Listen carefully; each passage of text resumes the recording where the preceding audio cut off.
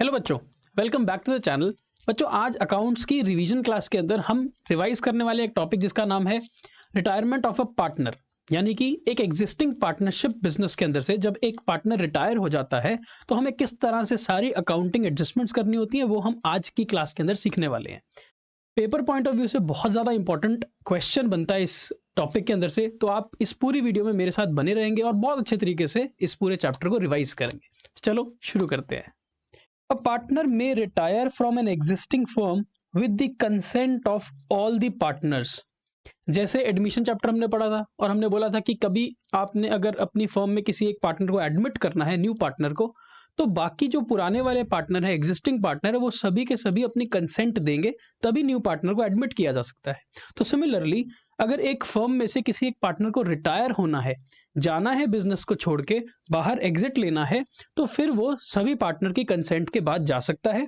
या फिर अगर एग्रीमेंट या डीड में लिखा हो तो फिर वो एक नोटिस देके भी सभी पार्टनर को रिटायर हो सकता है। If the partnership is at will, then after giving a notice to all the other partners of his intention to retire, then he can retire from the firm। मुद्दे की बात यह है कि क्या एक पार्टनर एक बिजनेस से रिटायर हो सकता है? The answer is yes. वो बिजनेस में से अगर रिटायर होना चाहता है, अगर वो एग्जिट लेना चाहता है, बिजनेस छोड़ के जाना चाहता है, तो उसको रोकने का कोई मतलब बनता नहीं है। बाकी पार्टनर्स को कंसेंट देके उसको जाने की अनुमति दे सकते हैं। ऑन हिज रिटायरमेंट, कहते हैं जब एक पार्टनर रिटायर हो जाता है, then the retiring partner will lose his right in the share of profits of the firm and in the share of assets of the firm। यानी कि जब एक पार्टनर अपने बिजनेस को छोड़ के चला जाता है, रिटायर हो जाता है, तो वो अपनी सभी राइट्स खो बैठता है। राइट मेनली दो होती हैं। एक, बिजनेस के प्रॉफिट्स में उसका शेयर था, वो अब उसको नहीं मिलेगा बिकॉज वो रिटायर हो गया है। और दूसरा, बिजनेस के एसेट्स में भी उसका हक था जो कि अब वो गवा देगा। He will lose his right in the share of the assets of the firm. वो उसको छोड़ना पड़ता है eight the time of retirement. ठीक है, हम अकाउंटिंग पॉइंट ऑफ व्यू से एक रिटायरमेंट को समझने के लिए ये बोलते हैं कि अगर एक फर्म के अंदर 3 पार्टनर थे, लेट्स से एक फर्म के अंदर ABC 3 पार्टनर थे और किसी भी कारण से C wants to take an exit from the firm। C चाहता है कि मेरे को A और B के साथ काम नहीं करना, या कोई भी कारण हो सकता है that he wants to leave the firm। तो अगर C यहाँ से A और B को छोड़ के चला जाता है तो बोलते हैं कि C is the retiring partner। तो C कौन हो जाएगा? रिटायरिंग पार्टनर और एग्जिटिंग आउटगोइंग पार्टनर। और सी जब चला जाएगा तो जो न्यू फर्म होगी वो केवल 2 पार्टनर्स की रह जाएगी, ए और बी। ठीक है, अब rather than going into the theoretical part, हम कॉन्सेंट्रेट करेंगे केवल और केवल अकाउंटिंग एस्पेक्ट को। यानी कि जब सी बिजनेस छोड़ के चला जाएगा तो क्या क्या अकाउंटिंग पॉइंट ऑफ व्यू से मुझे एडजस्टमेंट्स करनी है, हम वो सीखेंगे। तो देयर आर सर्टेन स्टेप्स। याद है मैंने आपको एडमिशन चैप्टर भी रिवाइज किया था, उसमें भी बहुत सारे स्टेप्स थे ऑर्डर में। लगभग सेम स्टेप्स हम फॉलो करते हैं रिटायरमेंट चैप्टर में, और कुछ स्टेप्स तो ऐसे हैं जो हूबहू कट कॉपी पेस्ट हैं जो हमने एडमिशन में किया था। अब एक एक करके हम इस पे चर्चा करते हैं। The first step is you have to calculate the new profit sharing ratio among the remaining partners. देखो पार्टनर बचे कौन से, ये 2 पार्टनर बच गए ना, ए और बी। तो ये जो रिमेनिंग पार्टनर्स है इनके बीच में आपको न्यू प्रॉफिट शेयरिंग रेशियो निकालनी पड़ेगी। ये आपका पहला स्टेप है। सेकंड, जब पार्टनर सी बिजनेस को छोड़ के रिटायर हो जाएगा, चला जाएगा, तो जो सी का हिस्सा है, जो सी को मिलता था शेयर ऑफ प्रॉफिट, अब वो किसका होगा? वो हिस्सा कोई ना कोई पार्टनर तो गेन करेगा ना, तो आपको क्या निकालना पड़ेगा? Gaining ratio. तो आपको 2 काम करने पड़ेंगे, एक तो बचे हुए पार्टनर्स की न्यू प्रॉफिट शेयरिंग रेशियो, और सेकंड, अगर कोई पार्टनर गेन करता है जाने वाले पार्टनर का हिस्सा, तो उनकी गेनिंग रेशियो या उनके गेन्स निकालने पड़ेंगे। विज़ अगर मैं एडमिशन की बात करूं तो एडमिशन में हमने यही किया था। जब ए और बी के साथ सी पार्टनर को ऐड किया था तो हमने ए बी सी तीनों की न्यू प्रॉफिट शेयरिंग रेशियो निकाली थी, और ए और बी ने अपना कुछ हिस्सा सैक्रिफाइस किया था सी के प्रति, तो हमने ए और बी के सैक्रिफाइसिंग रेशियो निकाली थी। यहाँ पर सैक्रिफाइस नहीं होगा, यहाँ पर जब सी जा रहा है तो वो उसका हिस्सा वो किसी ना किसी को दे के जाएगा, कोई ना कोई पार्टनर उसके हिस्से को गेन करेगा, उसके शेयर को गेन करेगा। तो यहाँ पर गेनिंग रेशियो निकलती है न्यू रेशियो के साथ में, और एडमिशन में निकलती थी सैक्रिफाइसिंग रेशियो न्यू रेशो के साथ में, ठीक है। सेकेंड स्टेप के अंदर हम गुडविल की एडजस्टमेंट करेंगे। वहां भी हम गुडविल की एडजस्टमेंट करते हैं, जहां पे वो प्रीमियम फॉर गुडविल लेके आता था न्यू पार्टनर। यहां पर क्या होगा, यहां पर जो सी पार्टनर जा रहा है वो अपने हिस्से की गुडविल लेके जाएगा, ठीक। फिर हम कोई भी जो बिजनेस के अंदर रिजर्व्स, सरप्लस या लॉसेस होते हैं eight the time of retirement, अगर कोई बैलेंस शीट के अंदर ऐसे कोई रिजर्व्स, सरप्लस या लॉसेस पड़े होंगे, तो हम उनको भी एडजस्ट करेंगे between all the partners before retirement. उसके बाद रिवैल्यूएशन। अभी देखो ये वाला जो पॉइंट है, रिजर्व, सरप्लस और लॉसेस की एडजस्टमेंट, जो हमने एडमिशन में करी थी ना, सेम टू सेम यहां पर भी रिटायरमेंट में होने वाली है। जो रिवैल्यूएशन हमने एडमिशन में करा था या फिर उससे पहले change in profit sharing ratio वाले चैप्टर में किया था, वही काम रिवैल्यूएशन ऑफ एसेट्स और लायबिलिटीज यहां भी होगा। तो इसमें तो कोई भी चेंज नहीं है, जो बिल्कुल सेम टू सेम टॉपिक हमने एडमिशन में किया है वही काम हम यहां पर करने वाले हैं। पॉइंट नंबर 3 रिजर्व, सरप्लस और लॉसेस की एडजस्टमेंट, और पॉइंट नंबर 4 एसेट्स और लायबिलिटीज की रिवैल्यूएशन। उसके बाद हमारे को कैपिटल एडजस्टमेंट्स करनी होंगी। जो हमने एडजस्टमेंट ऑफ कैपिटल जैसे हमने एडमिशन में किया था ना, वैसे ही कुछ एडजस्टमेंट ऑफ कैपिटल यहां पर रिटायरमेंट में होंगी। उसके बाद हम रिवाइज्ड कैपिटल अकाउंट्स और नई बैलेंस शीट बनाएंगे after retirement of a partner, जो हमने वहां भी किया था। वहां पे हमने कैपिटल अकाउंट्स बनाए थे और बैलेंस शीट बनाई थी। यहां भी हम कैपिटल अकाउंट्स और बैलेंस शीट बनाएंगे। एक चीज एक्स्ट्रा है यहां पर, वो ये है, एंड दिस इज इंपॉर्टेंट, कि जब कोई पार्टनर रिटायर होता है तो उसको जो भी पैसा रिटायरमेंट पे बिजनेस ने देना है, फर्म ने पे करना है, अगर फर्म उसको उस वक्त फुली पे नहीं करती, उसके लोन अकाउंट में ट्रांसफर कर देती है, तो लोन अकाउंट को कैसे बनाया जाएगा जब तक लोन अकाउंट फुली पे ऑफ ना हो जाए। तो ये कई बार क्वेश्चन आपसे पूछ लेता है, which is one extra thing जो आपको एडमिशन में नहीं मिलती थी, यहां पर रिटायरमेंट में करनी पड़ेगी। तो ठीक है, तो ये सारे स्टेप्स हैं हमारे को, एक एक करके हम इनको डिटेल में समझना शुरू करते हैं। The first step is calculation of new profit sharing ratio and gaining ratio. New profit sharing ratio किसकी निकालनी है? बचे हुए पार्टनर्स की। यानी कि अगर 3 पार्टनर है ए, बी, सी, और सी चला गया, तो ए और बी जो पार्टनर्स बच गए उनकी न्यू रेशो आपस में क्या होगी, उसको हम new profit sharing ratio between remaining partners बोलते हैं। तो न्यू शेयर कैसे निकलता है? किसी भी बचे हुए पार्टनर का न्यू शेयर कैसे होगा? जो उनके पास पहले था, ए जो पहले ले रहा था फर्म में, वो तो उसको मिल ही रहा है, प्लस जो उसने सी का हिस्सा गेन किया। सिमिलरली हम बी के लिए भी निकालेंगे old share plus the gained share of retiring partner. तो रिटायरिंग पार्टनर सी अपना हिस्सा छोड़ के किसी ना किसी को देके जाएगा, तो वो गेन होता है towards the old partners, remaining partners. तो न्यू प्रॉफिट शेयर रेशियो के लिए हम न्यू शेयर निकाल लेंगे ए और बी के। ऐसे ही गेनिंग रेशियो निकालने के लिए हमारे को गेन्स निकालने पड़ेंगे। गेन्स कैसे निकलते हैं? गेन्स निकलेंगे new share minus old share, new share minus old share, ऐसा करके हम gain by the remaining partners निकाल लेंगे, और उन गेन्स की जो रेशो है वो होती है गेनिंग रेशो। इसके उल्टा काम हमने किया था, याद है एडमिशन में? सर हाँ, एडमिशन में हमने निकाली थी सैक्रिफाइसेस, एंड सैक्रिफाइसेस कैसे निकलते थे? Old share minus new share, याद है ना? तो वहां पर हमने ओल्ड माइनस न्यू किया था, यहां पर हमें न्यू माइनस ओल्ड करना होगा। वहां पर भी मैंने कुछ पॉइंट्स आपको याद करवाए थे, यहां भी हम कुछ पॉइंट्स याद कर रहे हैं। सबसे पहला पॉइंट है, कहता है when there is nothing given as to how the remaining partners will get the share of the retiring partner, then it is assumed that all the remaining partners get his share in their old profit share ratio, hence old ratio will become the gaining ratio। कहता है अगर C partner जो जा रहा है उसका हिस्सा ए ने कितना लिया, बी ने कितना लिया, ये भी ना बताया जाए, और ये भी ना बताया जाए कि ए और बी की न्यू रेशो कितनी है, तो फिर ए और बी के बीच में जो गेनिंग रेशो होगी वो उनकी ओल्ड रेशो ही होगी। सेम काम हमने एडमिशन में सीखा था। अगर कुछ नहीं पता होता तो ओल्ड रेशो ही सैक्रिफाइसिंग रेशो होती है, और यहां पर भी अगर कुछ नहीं पता तो ओल्ड रेशो ही गेनिंग रेशो होने वाली है। When the new PSR is not given and nothing is given regarding how the retiring partner's share is acquired, then new ratio between the remaining partners will remain same as the old ratio।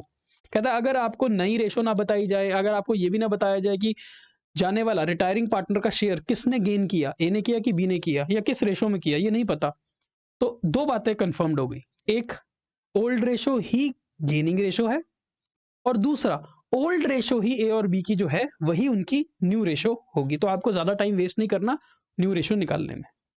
फिर बोलता है before attempting any question you have to first get a new ratio and gaining ratio. पहले आप make sure करना gaining ratio भी है आपके पास, new ratio भी है, फिर इस सवाल को स्टार्ट करना, इससे टाइम बचता है आपका।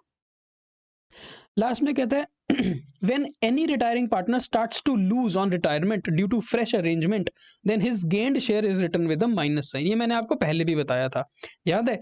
जब हमने सैक्रिफाइस निकाला और ये आंसर नेगेटिव आना शुरू हो जाता है तो ये गेन बन जाता था, याद है ना? जब हमने सैक्रिफाइस एडमिशन में निकाला था और ये नेगेटिव आना शुरू होता तो हम जो कहते थे ये गेन है। सिमिलरली अगर गेन का फॉर्मूला यूज करते समय ये चीज नेगेटिव आने लग जाए तो ये सैक्रिफाइस ऑफ द पार्टनर बन जाएगा।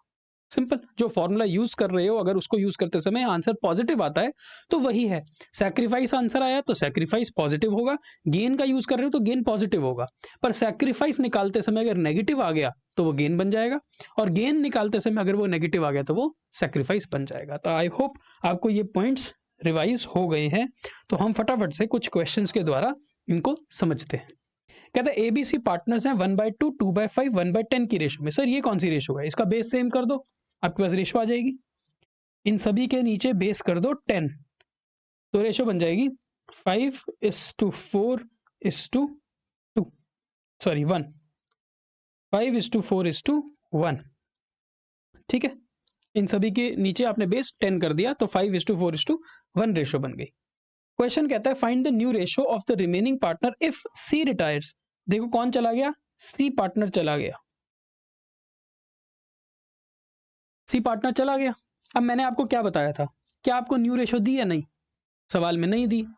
क्या आपको गेनिंग रेशो पता है? नहीं। क्या आपको ये पता है सी ने अपना हिस्सा ए को कितना दिया, बी को कितना दिया? नहीं। तो आंसर पता क्या आने वाला है? आंसर लिख लो पहले।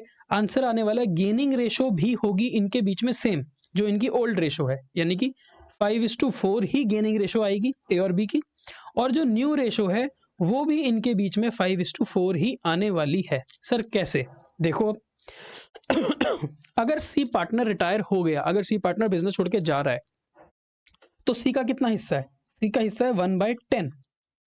ये हिस्सा अल्टीमेटली वो ए और बी को दे के जाएगा। सी का हिस्सा जो बच गया, अब तो सी चला गया ना, सी का जो 1/10 हिस्सा है प्रॉफिट के अंदर, बिजनेस के अंदर, वो हिस्सा अल्टीमेटली किसके पास चला जाएगा? थोड़ा ए के पास, थोड़ा बी के पास। और किस रेशो में? जो ए और बी की आपसी रेशो है, इनके बीच में आपस की रेशो क्या है? 5:4। तो इसी रेशो में सी का हिस्सा ए और बी में बट जाएगा। तो ए को क्या मिलेगा? ए को मिलेगा 1/10 का 5/9 और बी को मिलेगा 1/10 का 4/9। इस रेशो में हमने इस शेयर को बांट दिया बिटवीन ए एंड बी। तो ए के पास आ जाएगा 5/90 और बी के पास आ जाएगा 4/90। ये क्या है? ये हैं गेन्स। 5/90 और 4/90 ये हैं gains by A and B, और इस गेन्स की रेशो क्या निकल के आई है? 5:4 gaining ratio. Sir new ratio कैसे निकलेगी? न्यू रेशो के लिए मुझे निकालना पड़ेगा न्यू शेयर, और न्यू शेयर कैसे निकलता है? जो पहले था ओल्ड शेयर उसमें प्लस कर दो गेन। ए के बारे में बात करते हैं। ए का पहले शेयर कितना था? ए का पहले शेयर था 5/10। इस रेशो में देखो ए का हिस्सा क्या था? 5/10। ए ने गेन कितना किया? 5/90। तो ए के पास टोटल कितना हो गया? 50/90। एलसीएम लेना आ जाएगा। बी के पास पहले शेयर था 4/10 प्लस बी ने कितना गेन किया? 4/90। तो एलसीएम लेके सॉल्व करोगे तो कितना आ जाएगा? 36 + 4 40/90। तो ये ए और बी के न्यू शेयर है, और न्यू शेयर की रेशो क्या होगी? 50:40 विच इज 5:4, जो मैंने आपको पहले ही बता दी थी। अगर सवाल में कुछ भी नहीं पता ना, न्यू रेशो भी नहीं पता, ये भी नहीं पता कि सी ने अपना हिस्सा किसको दिया, ए को बी को, तो फिर ओल्ड रेशो ही गेनिंग रेशो है, ओल्ड रेशो ही न्यू रेशो है। ठीक है, राइट सर। आगे चलो। नेक्स्ट क्वेश्चन बोलता है एबीसी पार्टनर्स हैं 4:3:2 की रेशो में। ए रिटायर हो गया। कौन रिटायर हो गया? ए। ठीक है, assuming that B and C will share the ratio in 2:1. What is this? Between B and C ये डिसाइड हुआ, B और C ने आपस में डिसाइड किया कि हमारे बीच में जो न्यू रेशो होएगी वो 2:1 होएगी। तो ये क्या है? New ratio. तो आपके पास एक ओल्ड रेशो है और एक आपके पास न्यू रेशो है, तो कौन सी एक रेशो रह गई निकालने वाली? वो है गेनिंग रेशो। गेनिंग रेशो किसकी निकलेगी? बी और सी की। बी और सी की गेनिंग रेशो निकालने के लिए हम गेन निकालेंगे, और गेन होता है new share minus old share. पहले बी का निकालो फिर सी का निकाल लो, क्योंकि ए तो चला गया बिजनेस से। बी का न्यू शेयर क्या है?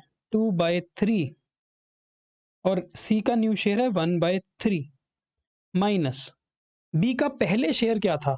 बी का पहले शेयर था 3/9 और सी का शेयर था 2/9। इसको सॉल्व कर लो, एलसीएम 9 हो जाएगा। 6 minus 3/9 which is 3/9 and 3 minus 2/9 which is 1/9। तो ये क्या आ गया? Gain. 3:1 is your gaining ratio। तो जब आपके पास ओल्ड रेशो है, न्यू रेशो है, तो गेनिंग रेशो ऐसे निकालते हैं। ओके सर, नेक्स्ट क्वेश्चन पे चलते हैं। एबीसी पार्टनर्स हैं 4:3:2 की रेशो में। ए बी सी पार्टनर है 4:3:2 की रेशो में। बी रिटायर हो गया। कौन रिटायर हो रहा है? B. His share was taken up by A and C in the ratio of 3:2। ये क्या बोला है? B अपना हिस्सा A को और B को 3:2 की रेशो में दे के चला गया। B का हिस्सा कितना है? B का हिस्सा है 3/9, और इस शेयर को उसने A और C को दे दिया 3:2 की रेशो में। तो ये 3:2 क्या है सर? ये है गेनिंग रेशो। क्यों? क्योंकि B का जो हिस्सा है वो थोड़ा A को थोड़ा C को मिल रहा है 3:2 की रेशो में। इसका मतलब A and C are gaining the share of B। तो ये गेनिंग रेशो है। तो गेन कैसे निकलेगा? 3/9 का 3/5 A ने गेन ले लिया, 3/9 का 2/5 C ने गेन ले लिया। तो ये है A का गेन, ये है C का गेन। हमें निकालना है न्यू शेयर। पहले A का न्यू शेयर कैसे निकलता है? न्यू शेयर निकलता है sir old share plus gain. Old share B का A का कितना था? 4/9 प्लस ये कितना हो गया? इसको काटना मत, इसको सॉल्व कर लो। 9/45 ये बनता है 9/45 और ये बनता है 6/45। फिर B का निकाल लो। C का, B तो चला गया ना, C का निकाल लो। C का शेयर था 2/9 प्लस गेन किया है 6/45। इसको सॉल्व कर लो, 45 एलसीएम हो गया दोनों के लिए। 20 + 9 is 29 एंड 16/45। तो इसका मतलब ये है इनके new share 29:16। This is the new ratio between A and C। आई बात समझ में? तो आपको न्यू रेशो, ओल्ड रेशो और सैक्रिफाइसिंग या गेनिंग जो रेशोज होती हैं एडमिशन और रिटायरमेंट में, ये जो 4 तरह की हमने रेशो सीखी है, new, old, sacrificing, gaining. I hope आपको पिछली वीडियो में सैक्रिफाइसिंग, इस वीडियो में आपको गेनिंग रेशो का कॉन्सेप्ट समझ आ गया। सैक्रिफाइसिंग रेशो हमने कहाँ यूज करी थी? एक बार याद करो, क्योंकि ये चैप्टर हूबहू एडमिशन की तरह ही है ना, बिल्कुल। तो सैक्रिफाइसिंग रेशो हमने एडमिशन में यूज करी थी, और हमने इसको प्रीमियम फॉर गुडविल की एडजस्टमेंट में यूज किया था, याद है? प्रीमियम फॉर गुडविल की एडजस्टमेंट में ही केवल हमने सैक्रिफाइसिंग रेशो को यूज किया था, कि जब एक नया पार्टनर बिजनेस में एडमिट होता है, न्यू पार्टनर आता है, तो वो अपने हिस्से की प्रीमियम फॉर गुडविल लेके आता है, जिस प्रीमियम फॉर गुडविल को हम सैक्रिफाइसिंग पार्टनर्स में डिस्ट्रीब्यूट या डिवाइड कर देते थे। ऐसा ही काम हम गेनिंग रेशो के साथ भी करेंगे, लेकिन गेनिंग रेशो निकलती है रिटायरमेंट के केस में, और गेनिंग रेशो को यूज करेंगे हम गुडविल की एडजस्टमेंट में, जस्ट लाइक हमने जैसे एडमिशन में गुडविल की एडजस्टमेंट सैक्रिफाइसिंग रेशो से करी थी। भाई बात समझे? तो हम अपने नेक्स्ट टॉपिक पे चलते हैं, which is called the adjustment of goodwill. अब एडजस्टमेंट ऑफ गुडविल को समझते हैं। जब एक पार्टनर, मान लो ए बी सी 3 पार्टनर है, ए बी सी 3 पार्टनर है और सी बिजनेस से रिटायर हो जाता है, सी बिजनेस छोड़ के जा रहा है।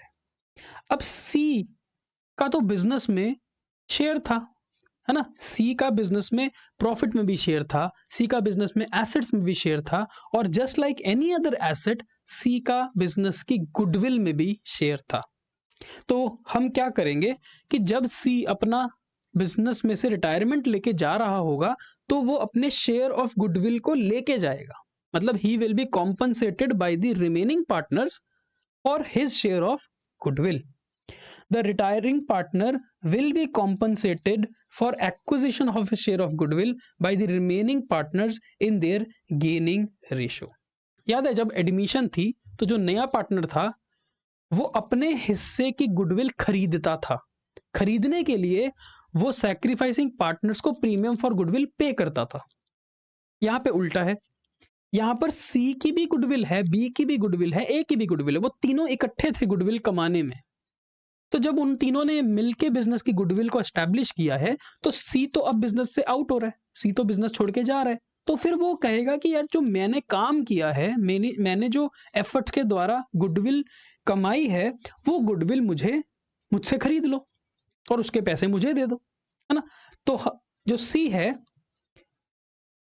उसका शेयर ऑफ गुडविल ए खरीदेगा या बी खरीदेगा या दोनों खरीदेंगे गेनिंग रेशो में। तो क्या होगा, तो जो गेनिंग पार्टनर हैं हम उनके अकाउंट्स को डेबिट करेंगे, यानी कि अगर मान लो ए गेन करता तो हम ए अकाउंट को डेबिट करेंगे, बी अकाउंट को डेबिट करेंगे, और जो पार्टनर जा रहा है सी पार्टनर, हम उसको हिज शेयर ऑफ गुडविल दे देंगे। बड़ा सिंपल सा काम करना है। एडमिशन में नया पार्टनर अपने हिस्से की गुडविल को खरीदता था बाय पेइंग द प्रीमियम, यहां पर रिटायरमेंट में रिटायरिंग पार्टनर अपने हिस्से की गुडविल बेच देगा to the gaining partners, simple. वहां भी मैंने आपको बताया था कि अगर गुडविल की एडजस्टमेंट प्राइवेटली की जाए तो कोई एंट्री बुक्स ऑफ अकाउंट्स के अंदर नहीं होगी। यहां भी हम यही बोल रहे हैं, if the retiring partner is compensated by the remaining partner by paying his share of goodwill privately outside the business, then no accounting treatment is done in the books of partnership. ठीक है, अगर सी ये बोले ए और B को कि मेरे घर में मुझे आके पेमेंट कर देना, बिजनेस के बुक्स में कोई भी एडजस्टमेंट नहीं करना, तो हमें बिजनेस में कोई भी एडजस्टमेंट नहीं करनी है, because this is done privately. और फिर एक बात मैंने एडमिशन में भी आपको बोली थी कि कई बार बैलेंस शीट के अंदर गुडविल होती है, दिखाया था ना मैंने आपको कि एक बैलेंस शीट दी होगी और वहां पर गुडविल की वैल्यू लिखी होगी, लेट से 10,000 रुपए। इसको बोलते हैं एग्जिस्टिंग गुडविल। अभी जो एग्जिस्टिंग गुडविल बैलेंस शीट में है, इसका हमने क्या किया था एडमिशन में, इसको हमने राइट ऑफ किया था। सेम काम यहां भी करना है, इसको हमने राइट ऑफ करना है। The existing goodwill will be written off between the old partner in their old ratio. Write off हमेशा करते हैं ओल्ड पार्टनर ओल्ड रेशो में, याद है। तो राइट ऑफ करने की एंट्री क्या होगी, पार्टनर के कैपिटल अकाउंट को डेबिट कर दोगे टू गुडविल, तो partners capital account debit to goodwill, तो हम ए को भी डेबिट करेंगे, बी को भी डेबिट करेंगे और सी को भी डेबिट करेंगे टू गुडविल। मान लो 10,000 गुडविल है और कौन सी रेशो में सर, ओल्ड रेशो में। सो सभी पार्टनर्स के कैपिटल अकाउंट या फिर करंट अकाउंट को हम डेबिट करके गुडविल को क्रेडिट करके बंद कर देंगे। कैपिटल कब यूज करना है, करंट कब यूज करना है, आपको बहुत अच्छे तरीके से पता है। फिक्स सिस्टम है तो करंट यूज करना है, फ्लक्चुएटिंग सिस्टम है तो कैपिटल यूज करना है, कुछ नहीं पता तो फ्लक्चुएटिंग होता है, इसलिए कैपिटल यूज करना है, राइट। क्वेश्चन के थ्रू समझते हैं किस तरह से गुडविल की एडजस्टमेंट की जाती है। कॉन्सेप्ट बड़ा सिंपल है, ये चैप्टर बिल्कुल कट कॉपी पेस्ट उल्टा करना है, जो हमने एडमिशन में किया उसका हूबहू रिवर्स करना है, या कई जगहों पे बिल्कुल सेम काम करना है जो हम रिटायरमेंट में करने वाले हैं। PQR पार्टनर्स हैं 2-1-1 की रेशो में, ये ओल्ड है। Q रिटायर हो गया, ये जो Q है ये रिटायर हो गया and the new ratio between P and R is equal. तो ओल्ड आपको दी हुई है, न्यू रेशियो भी दी है पी और आर की, वो है इक्वल। अब क्योंकि आपके पास ओल्ड है, आपके पास न्यू है, तो आपको क्या निकालना पड़ेगा? Gaining ratio.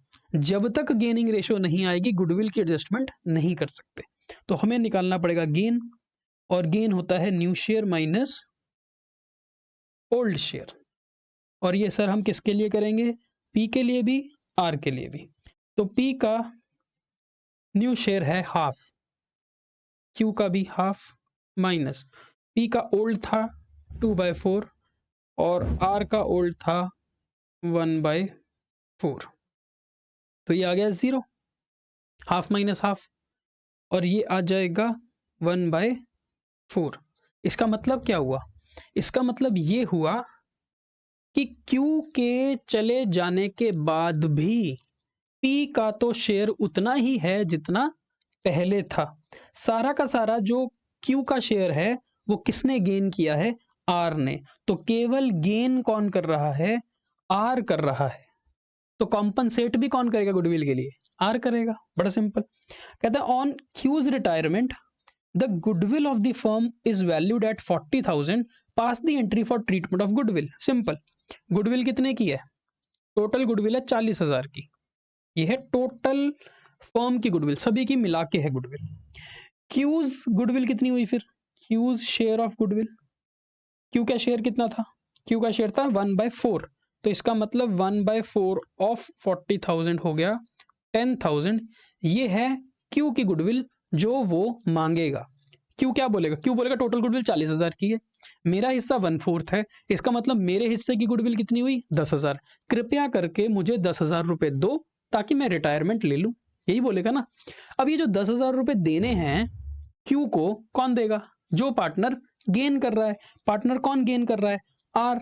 तो ये सारा पैसा आर से लो, क्यू को दो। ठीक है सर।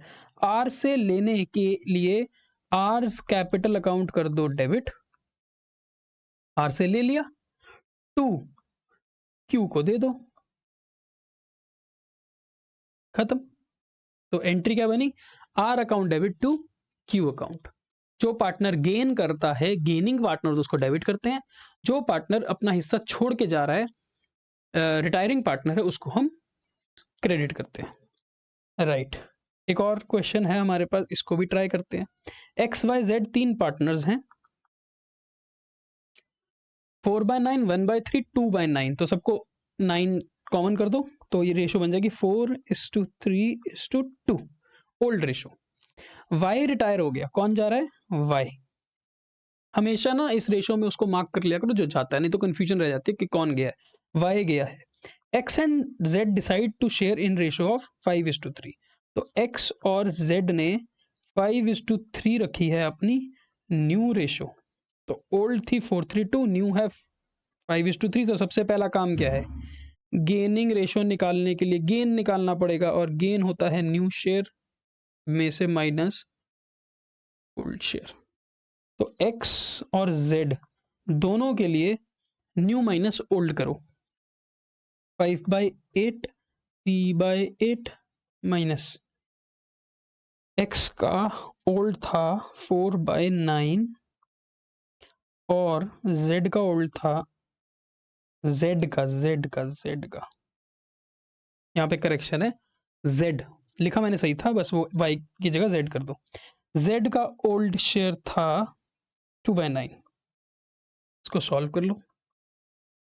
ठीक है, तो 45 - 32/72, 27 - 16/72, सॉल्व करेंगे तो आ जाएगा 13:11। तो 13:11 आ गई हमारी गेनिंग रेशो, 13:11। ठीक है, गेनिंग रेशो क्यों निकाली है? क्योंकि जो गुडविल की एडजस्टमेंट होती है वो गेनिंग रेशो गेनिंग पार्टनर्स में होती है। The goodwill of the firm is 72,000 and goodwill already appears in the books as 7200। कहता है गुडविल पहले से ही है बुक्स के अंदर, तो जो ओल्ड एग्जिस्टिंग गुडविल बुक्स के अंदर उसको क्या करते हैं? Right of. तो पहली एंट्री होगी गुडविल को राइट ऑफ करने की, between X, Y and Z। तो X capital, Y capital, Z capital को डेबिट करेंगे ओल्ड पार्टनर्स ओल्ड रेशो में, और गुडविल को करेंगे क्रेडिट। तो 7200 जो ओल्ड गुडविल एग्जिस्ट करती है बुक्स के अंदर उसको राइट ऑफ कर दिया। राइट ऑफ करेंगे 432 में। सो 432 मतलब 7200 डिवाइड बाय 9, 8, 3200, 2400 एंड 1600। सबसे पहला काम ओल्ड एग्जिस्टिंग गुडविल को राइट ऑफ कर दिया। अब न्यू गुडविल कितनी है या टोटल गुडविल कितनी है? तो टोटल गुडविल है 72,000। टोटल गुडविल है 72,000। हमें टोटल में किसकी गुडविल चेक करनी है? हमें सिर्फ वाई की चेक करनी। तो वाई शेयर कितना है गुडविल में? वाई शेयर है 72,000 का 3/9 विच इज 1/3। 72,000 का 1/3 होता है 24,000 रुपए। तो इसका मतलब वाई 24,000 की गुडविल मांगेगा जो हम उसको देंगे, किससे लेके?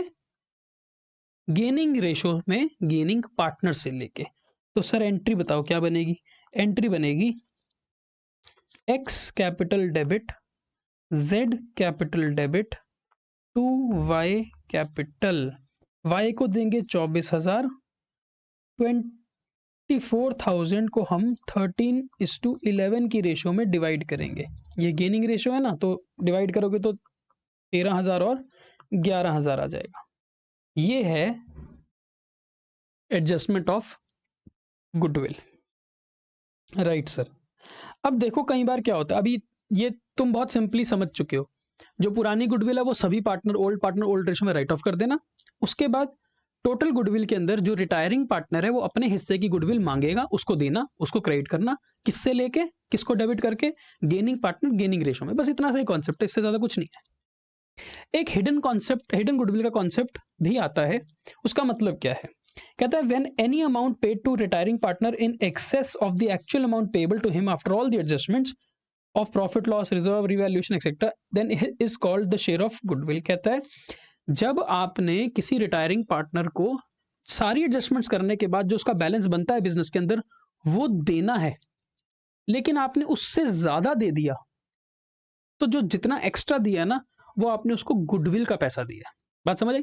अगर सी को आपने 50,000 रुपए देने हैं after all adjustments. After all adjustment का मतलब उसको कैपिटल का बैलेंस, करंट अकाउंट का बैलेंस, उसकी ड्राइंग्स माइनस कर दी, इंटरेस्ट ऑन कैपिटल दिया, इंटरेस्ट ऑन ड्राइंग्स की एडजस्टमेंट कर दी, रीवैल्यूएशन का प्रॉफिट लॉस दे दिया, रिजर्व्स एंड सरप्लस या लॉसेस का शेयर बांट दिया। सब कुछ करने के बाद अगर आपने सी को 50,000 रुपए देने हैं पर उसके बदले आपने उसको 60,000 रुपए दे दिए, तो जो आपने 10,000 रुपए एक्स्ट्रा दिए ना वो आपने सी को सी के शेयर की गुडविल का पैसा दिया है।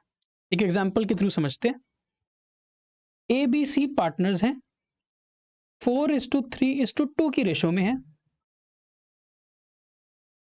बी रिटायर हो गया and his capital after making adjustments for reserves profit on revaluation stands eight 139,200। कहता है बी का जो कैपिटल है 139,200 रुपीज है जो वो रिटायरमेंट में लेके जाएगा बिजनेस से आफ्टर ऑल एडजस्टमेंट्स। बट क्या लिखा? C and A together agreed to pay him 1,50,000 in full settlement of his claim. लेकिन ए और सी ने ये तय किया कि हम इसको 139,200 के बदले 1,50,000 रुपीज दे देते हैं। तो कोई भी पार्टनर किसी को एक्स्ट्रा पैसे क्यों देगा? वो एक्स्ट्रा पैसे जो बी को दिए जा रहे हैं, यहां पर कितने पैसे एक्स्ट्रा दिए जा रहे हैं? 10,800 रुपीज। 10,800 रुपीज जो एक्स्ट्रा दिया जा रहा है वो एक्स्ट्रा नहीं है, वो बी को उसके शेयर ऑफ गुडविल के पैसे दिए जा रहे हैं। तो ये क्या है? ये है बीज शेयर ऑफ गुडविल। तो ये बी को जो एक्स्ट्रा पैसे दिख रहे हैं, आप दे रहे हो 139 के बदले 150 दे रहे हो, तो जो एक्स्ट्रा पैसे दे रहे हो वो क्या है? बी की ही गुडविल का पैसा है जो आप उसको दे रहे हो। तो इस तरह से हिडन गुडविल निकाल लोगे आप। अब इसकी एडजस्टमेंट क्या करोगे? सबसे पहले आप निकालोगे गेनिंग रेशो। अब 4:3:2 ओल्ड है, 5:3 न्यू है। पिछले वाले में भी तो सेम थी ना, देखो 4:3:2 ओल्ड थी, 5:3 न्यू थी और बीच वाला बंदा ही जा रहा था। इसका मतलब हमारी यहाँ पर गेनिंग रेशो जो आने वाली है ए और सी की वो सेम आएगी 13:11। आप कैलकुलेट कर लेना, लास्ट वाले सवाल में सेम थी तो यहाँ भी सेम ही आने वाली है 13:11। तो इसका मतलब 10,800 को हम 13:11 में डिस्ट्रीब्यूट करके उनसे पैसे लेके हम बी को दे देंगे। तो एंट्री क्या बनेगी, A's capital debit C's capital debit to B's capital. क्यों? क्योंकि बी जा रहा है तो बी को 10,800 हम गुडविल के दे रहे हैं और यही 10,800 हम 13:11 की रेशो में ले लेंगे। 5850 एंड कितना बनेगा 10,800 डिवाइड बाई 24 इंटू 11 4950। ठीक है, तो 10,800 हमने बी को दे दिया ए और सी से उनकी गेनिंग रेशो में लेके। तो इस तरह से आप गुडविल और हिडन गुडविल की एडजस्टमेंट कर सकते हो। बहुत सिंपल सा काम है, दो चीजें हमने सीख ली। इसके बाद हमें करनी होती है adjustment for losses reserves and profits that they are appearing in the balance sheet. ये मैंने आपको पहले भी बताया था एडमिशन में, हालांकि आप एडमिशन चैप्टर अगर रिवाइज कर चुके हो तो आपको पता होगा एक बैलेंस शीट दी होगी किसकी, ए बी और सी की कंबाइंड, रिटायरिंग पार्टनर के रिटायर होने से पहले की बैलेंस शीट। उसमें यहाँ पर बहुत सारी रिजर्व्स होती है ना, कौन कौन सी रिजर्व्स हो सकती हैं, जनरल रिजर्व, पीएनएल का balance, reserve fund, WCR, IFR, ये सारी रिजर्व्स होती हैं। इन सारी रिजर्व्स का करते क्या, इन सारी रिजर्व्स को आप ओल्ड पार्टनर्स ओल्ड रेशो में डिस्ट्रीब्यूट करते थे एडमिशन में, वही काम करना है रिटायरमेंट में, नथिंग न्यू, सेम काम। तो सारी रिजर्व्स को डेबिट करके बंद कर दोगे to old partner old ratio. कुछ भी नया नहीं है। अगर आपको एडमिशन टॉपिक पता है, अगर आपने मेरी पिछली एडमिशन वाली वीडियो देखी है तो उसमें जो ये adjustment of reserves profit losses का टॉपिक मैंने कराया है हूबहू सेम है, कुछ नया नहीं है। तो आप इसको स्किप भी कर सकते हो अगर आपको पता है तो। सो सारी रिजर्व्स को उठा के ओल्ड पार्टनर्स की ओल्ड रेशो में डिस्ट्रीब्यूट कर देना है और रिजर्व्स हो जाएंगी बंद। सर इसी तरह से यहाँ पर लॉसेस भी थे ना, बिल्कुल याद है आपको, ये जितने भी लॉसेस यहाँ थे इनको भी ओल्ड पार्टनर ओल्ड रेशो में बांट देना होता है। लॉसेस कौन कौन से हो सकते हैं, मेनली पीएनएल का डेबिट बैलेंस हो सकता है, डेफर्ड रेवेन्यू एक्सपेंडिचर हो सकता है, मिसलेनियस एक्सपेंस हो सकता है, या फिर एडवर्टाइजमेंट सस्पेंस अकाउंट हो सकता है। ये सारे अकाउंट्स आपके लॉसेस होते हैं जिनको अभी तक आपने राइट ऑफ नहीं किया है, तो आप अब राइट ऑफ कर दोगे, बांट दोगे सभी ओल्ड पार्टनर्स के अकाउंट में डेबिट करके। ठीक है, तो जो काम आपने एडमिशन में किया है वही काम आप रिटायरमेंट पे कर रहे हो, नथिंग न्यू, कुछ भी नया नहीं है। एक बात और याद रखना, मैंने आपको पिछली क्लास एडमिशन के वन शॉट रिवीजन के अंदर WCR वर्कमैन कॉम्पनसेशन रिजर्व और IFR ये दोनों ही स्पेशल तरह की रिजर्व्स की एडजस्टमेंट कराई थी और यहाँ पर भी ये एप्लीकेबल है। और मैंने यहाँ क्या लिखा है, the treatment is same as in the case of admission of a partner. तो इस पॉइंट को भी आप रिवाइज कहाँ से करेंगे, एडमिशन वाली वीडियो से। अगर आपने नहीं देखी है तो इससे पिछली वाली जो वीडियो है वन शॉट रिवीजन की वो मैंने अपलोड की थी, उसमें ही वर्कमैन कॉम्पनसेशन रिजर्व को पूरी डिटेल में सिखाया है, इन्वेस्टमेंट फ्लक्चुएशन रिजर्व को भी पूरी डिटेल में सिखाया था। तो प्लीज रेफर दैट वीडियो और हम आगे चलते हैं। हम कुछ क्वेश्चंस कर लेते हैं रिजर्व से रिलेटेड, जिन बच्चों को आता है बहुत अच्छी बात है, जिनको नहीं आता वो रिवाइज करके इस पे वापस आ जाना। ABC पार्टनर्स हैं 5:3:2 की रेशो में। सी जो है वो रिटायर हो जाता है। On the date of C's retirement the following balances appeared in the books of the firm. कहता है सी जब रिटायर हो रहा है तो एक बैलेंस शीट है जिस बैलेंस शीट के अंदर ये बहुत सारी रिजर्व्स प्रॉफिट लॉसेस पड़े हैं, जैसे कि एक जनरल रिजर्व पड़ा है 6,000 का, पीएनएल में डेबिट बैलेंस है यानी कि लॉस है 3,000 का, वर्कमैन कॉम्पनसेशन रिजर्व पड़ी है 12,000 की, आउट ऑफ विच 4800 की एक क्लेम है, इसमें से 4800 का क्लेम है, तो यहाँ पे साइड पे लिख देते हैं, इसमें से 4800 रुपीज का क्लेम है। ओके, फिर कहता है एम्प्लॉइज का प्रोविडेंट फंड पड़ा है 36,000 रुपए का। एम्प्लॉइज का प्रोविडेंट फंड जो पड़ा है 36,000 का, ये बिजनेसमैन की या ओनर्स के पैसे नहीं हैं, इसका हम कुछ नहीं कर सकते। ये पैसा किसको बिलोंग करता है, ये एम्प्लॉइज का पैसा है, ये बिजनेस की रिजर्व नहीं है, ये बिजनेस की लायबिलिटी है टुवर्ड्स एम्प्लॉइज। तो इसका कुछ नहीं करना, ज़्यादा से ज़्यादा इसकी हम क्या कर सकते हैं, रीवैल्यूएशन या रीअसेसमेंट। तो ये लायबिलिटी है, इसकी रीअसेसमेंट हो सकती है, इसको बढ़ाया घटाया जा सकता है, लेकिन इसको बांटा नहीं जा सकता, because this is not the money of partners. इसको छोड़ दो। फिर क्वेश्चन क्या था, पास दी एंट्री फॉर एडजस्टमेंट। तो कर देते हैं एडजस्टमेंट, बहुत सिंपल सा काम है। सबसे पहले इस प्रॉफिट को ओल्ड पार्टनर ओल्ड रेशो में बांट दो। एंट्री बनेगी ए बी सी, सभी के कैपिटल अकाउंट करेंगे debit to profit and loss account. क्या रेशो है, 5:3:2। लो जी, 3000 3000 पहली एंट्री हो गई हमारी। इस प्रॉफिट को हमने डिस्ट्रीब्यूशन, इस प्रॉफिट लॉस अकाउंट में जो लॉस है इसको हमने बांट दिया। सेकंड, इस जनरल रिजर्व का क्या करेंगे, सेम काम करेंगे, जनरल रिजर्व अकाउंट को करेंगे बंद, टू सभी पार्टनर्स को कर देंगे क्रेडिट। सभी के कैपिटल अकाउंट लिख देना, 5:3:2 की रेशो में जो बन जाएगा 3000, 1800, 1200। दोनों ही चीज़ों को आपने प्रॉफिट लॉसेस रिजर्व्स को आपने ओल्ड पार्टनर ओल्ड रेशो में बांट दिया। WCR की ट्रीटमेंट याद है आपको, बिल्कुल। WCR हमारे पास कितना है, 12,000 का, जिसमें से 4800 का तो क्लेम है, एम्प्लॉय को देना पड़ेगा कॉम्पनसेशन। तो सबसे पहली एंट्री करेंगे हम WCR to workman compensation claim account. हम रिजर्व का पैसा रिजर्व से निकाल के क्लेम में ट्रांसफर कर रहे हैं, जो हमने एम्प्लॉय को देना है। सर ये क्लेम कहाँ जाएगा, ये क्लेम जाएगा बैलेंस शीट में लायबिलिटी साइड पे, ठीक है। ये पैसा रिजर्व में से निकाल के क्लेम पेबल में ट्रांसफर कर दिया, करंट लायबिलिटी बना दी इसकी।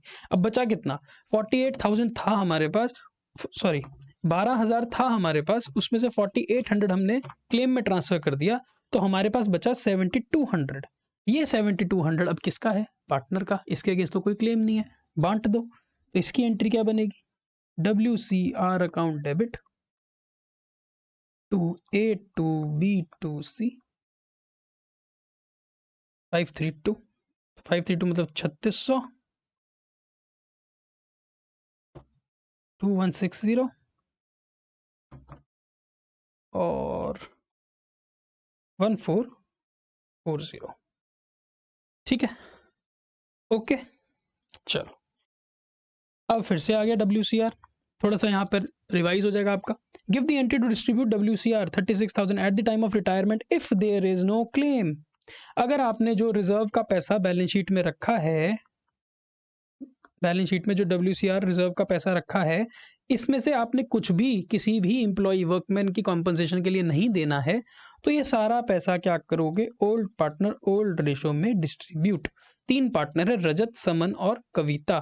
बताया नहीं है कि इक्वल पार्टनर है कि कैसे हैं, तो हमेशा इक्वल ही होते हैं। तो हम एंट्री करेंगे WCR account debit to Rajat, Saman, Kavita capital 12,000, ठीक है ना। अगर वर्कमैन कॉम्पनसेशन लायबिलिटी क्लेम है ही नहीं, तो सारा पैसा हम पार्टनर्स में डिस्ट्रीब्यूट कर देते हैं। ऐसे ही एक काम हम करेंगे इन्वेस्टमेंट फ्लक्चुएशन रिजर्व का।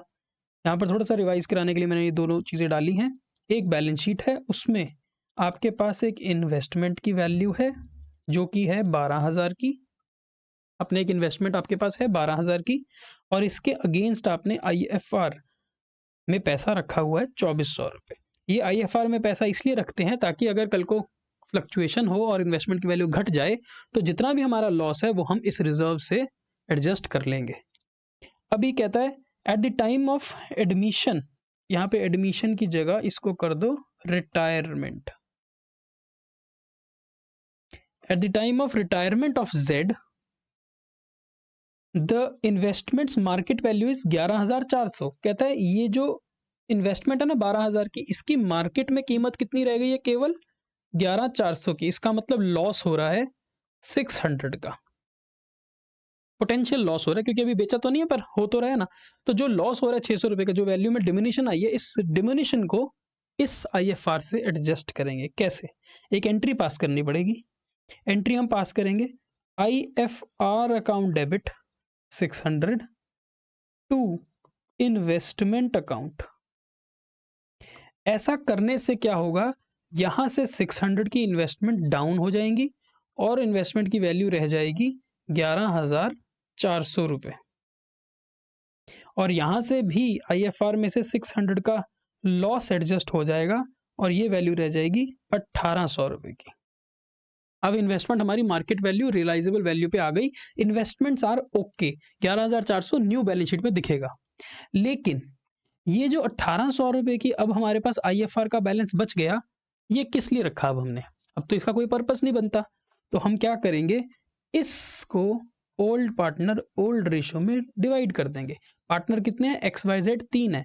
तो हम एंट्री पास करेंगे IFR डेबिट, जो बची हुई रिजर्व का बैलेंस है, to X capital, to Y capital, to Z capital, 600 each. ठीक है, तो इस तरह से WCR, IFR, general reserve, PNL, कोई भी लॉसेस प्रॉफिट को हम एडजस्ट कर सकते हैं। सर इसके बाद हमारा नेक्स्ट स्टेप क्या होगा क्वेश्चन सॉल्विंग के अंदर? The next step is to revalue the assets and liabilities. तो हम बनाएंगे एक रीवैल्यूएशन अकाउंट। सर ये रीवैल्यूएशन अकाउंट कैसा होगा? बिल्कुल सेम जो हमने एडमिशन में बनाया है, जैसा हमने चेंज इन PSR में बनाया है, हूबहू सेम, कुछ भी चेंज नहीं है। इंक्रीज इन एसेट प्रॉफिट वाली साइड पे आएगा, यानी कि ये गेन वाली साइड है, ये लॉस वाली साइड है। एसेट बढ़ेगा तो गेन, एसेट घटेगा तो लॉस। लायबिलिटी बढ़ेगी तो लॉस, सॉरी लायबिलिटी बढ़ेगी तो लॉस, लायबिलिटी घटेगी तो प्रॉफिट। अनरिकॉर्डेड एसेट को रिकॉर्ड करोगे तो प्रॉफिट, अनरिकॉर्डेड लायबिलिटी को रिकॉर्ड करना पड़ेगा तो लॉस। ऐसा सारे profit losses on revaluation of assets liabilities को रिकॉर्ड करने के बाद आप इसका टोटल बैलेंस करोगे। अगर बैलेंस यहां आया तो वो होगा प्रॉफिट, अगर बैलेंस क्रेडिट साइड पे आएगा तो वो होगा लॉस। लॉस और प्रॉफिट में से एक टाइम पे कोई एक ही होगा, दोनों नहीं हो सकते हैं। चाहे लॉस हो चाहे प्रॉफिट हो, क्या करते हैं, ओल्ड पार्टनर्स ओल्ड रेशो में distribute, old partner old ratio में डिस्ट्रीब्यूट। रिवैल्यूएशन बनाना आपको आता है। नेक्स्ट स्टेप होता है to compute the amount payable to the retiring partner. ये चीज हमारे एडमिशन वाले टॉपिक में नहीं थी। यहां पर क्या है, यहां पर एक पार्टनर जो रिटायर होगा वो पार्टनर अपने हिस्से के पैसे विड्रॉ करेगा। देखो एडमिशन थी तो जो नया पार्टनर आया था ना, वो अपना कैपिटल इंट्रोड्यूस करता है, वो अपना पैसा कैपिटल का लेके आता है बिजनेस में। रिटायरमेंट में क्या होगा, अगर मैं एक पार्टनरशिप में से रिटायर होऊंगा तो जितना भी पैसा मेरा पार्टनरशिप में लगा है मैं सारा का सारा विड्रॉ करूंगा। So I have to get the amount back from the firm. So you have to calculate the amount that is payable to the retiring partner so that he can take that amount out of the business. The amount due to a retiring partner is ascertained by preparing his capital account after taking all the things into consideration. सबसे पहले retiring partner को क्या क्या मिलेगा, उसको मिलेगा उसका capital का बैलेंस और उसके करंट अकाउंट का बैलेंस। अगर करंट अकाउंट क्रेडिट है तो उसको दिया जाएगा, और अगर करंट अकाउंट डेबिट है तो उसके कैपिटल से एडजस्ट कर देंगे। सेकंड, हम रीवैल्यूएशन अकाउंट बनाएंगे, उसका जो भी प्रॉफिट लॉस है वो हम उसके कैपिटल करंट अकाउंट में पोस्ट कर देंगे।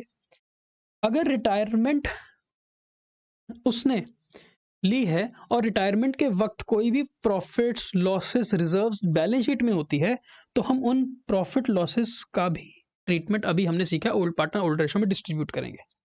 फिर रिटायरिंग पार्टनर को उसकी शेयर ऑफ गुडविल देंगे, गुडविल की एडजस्टमेंट करके उसको हम गुडविल का पैसा देंगे।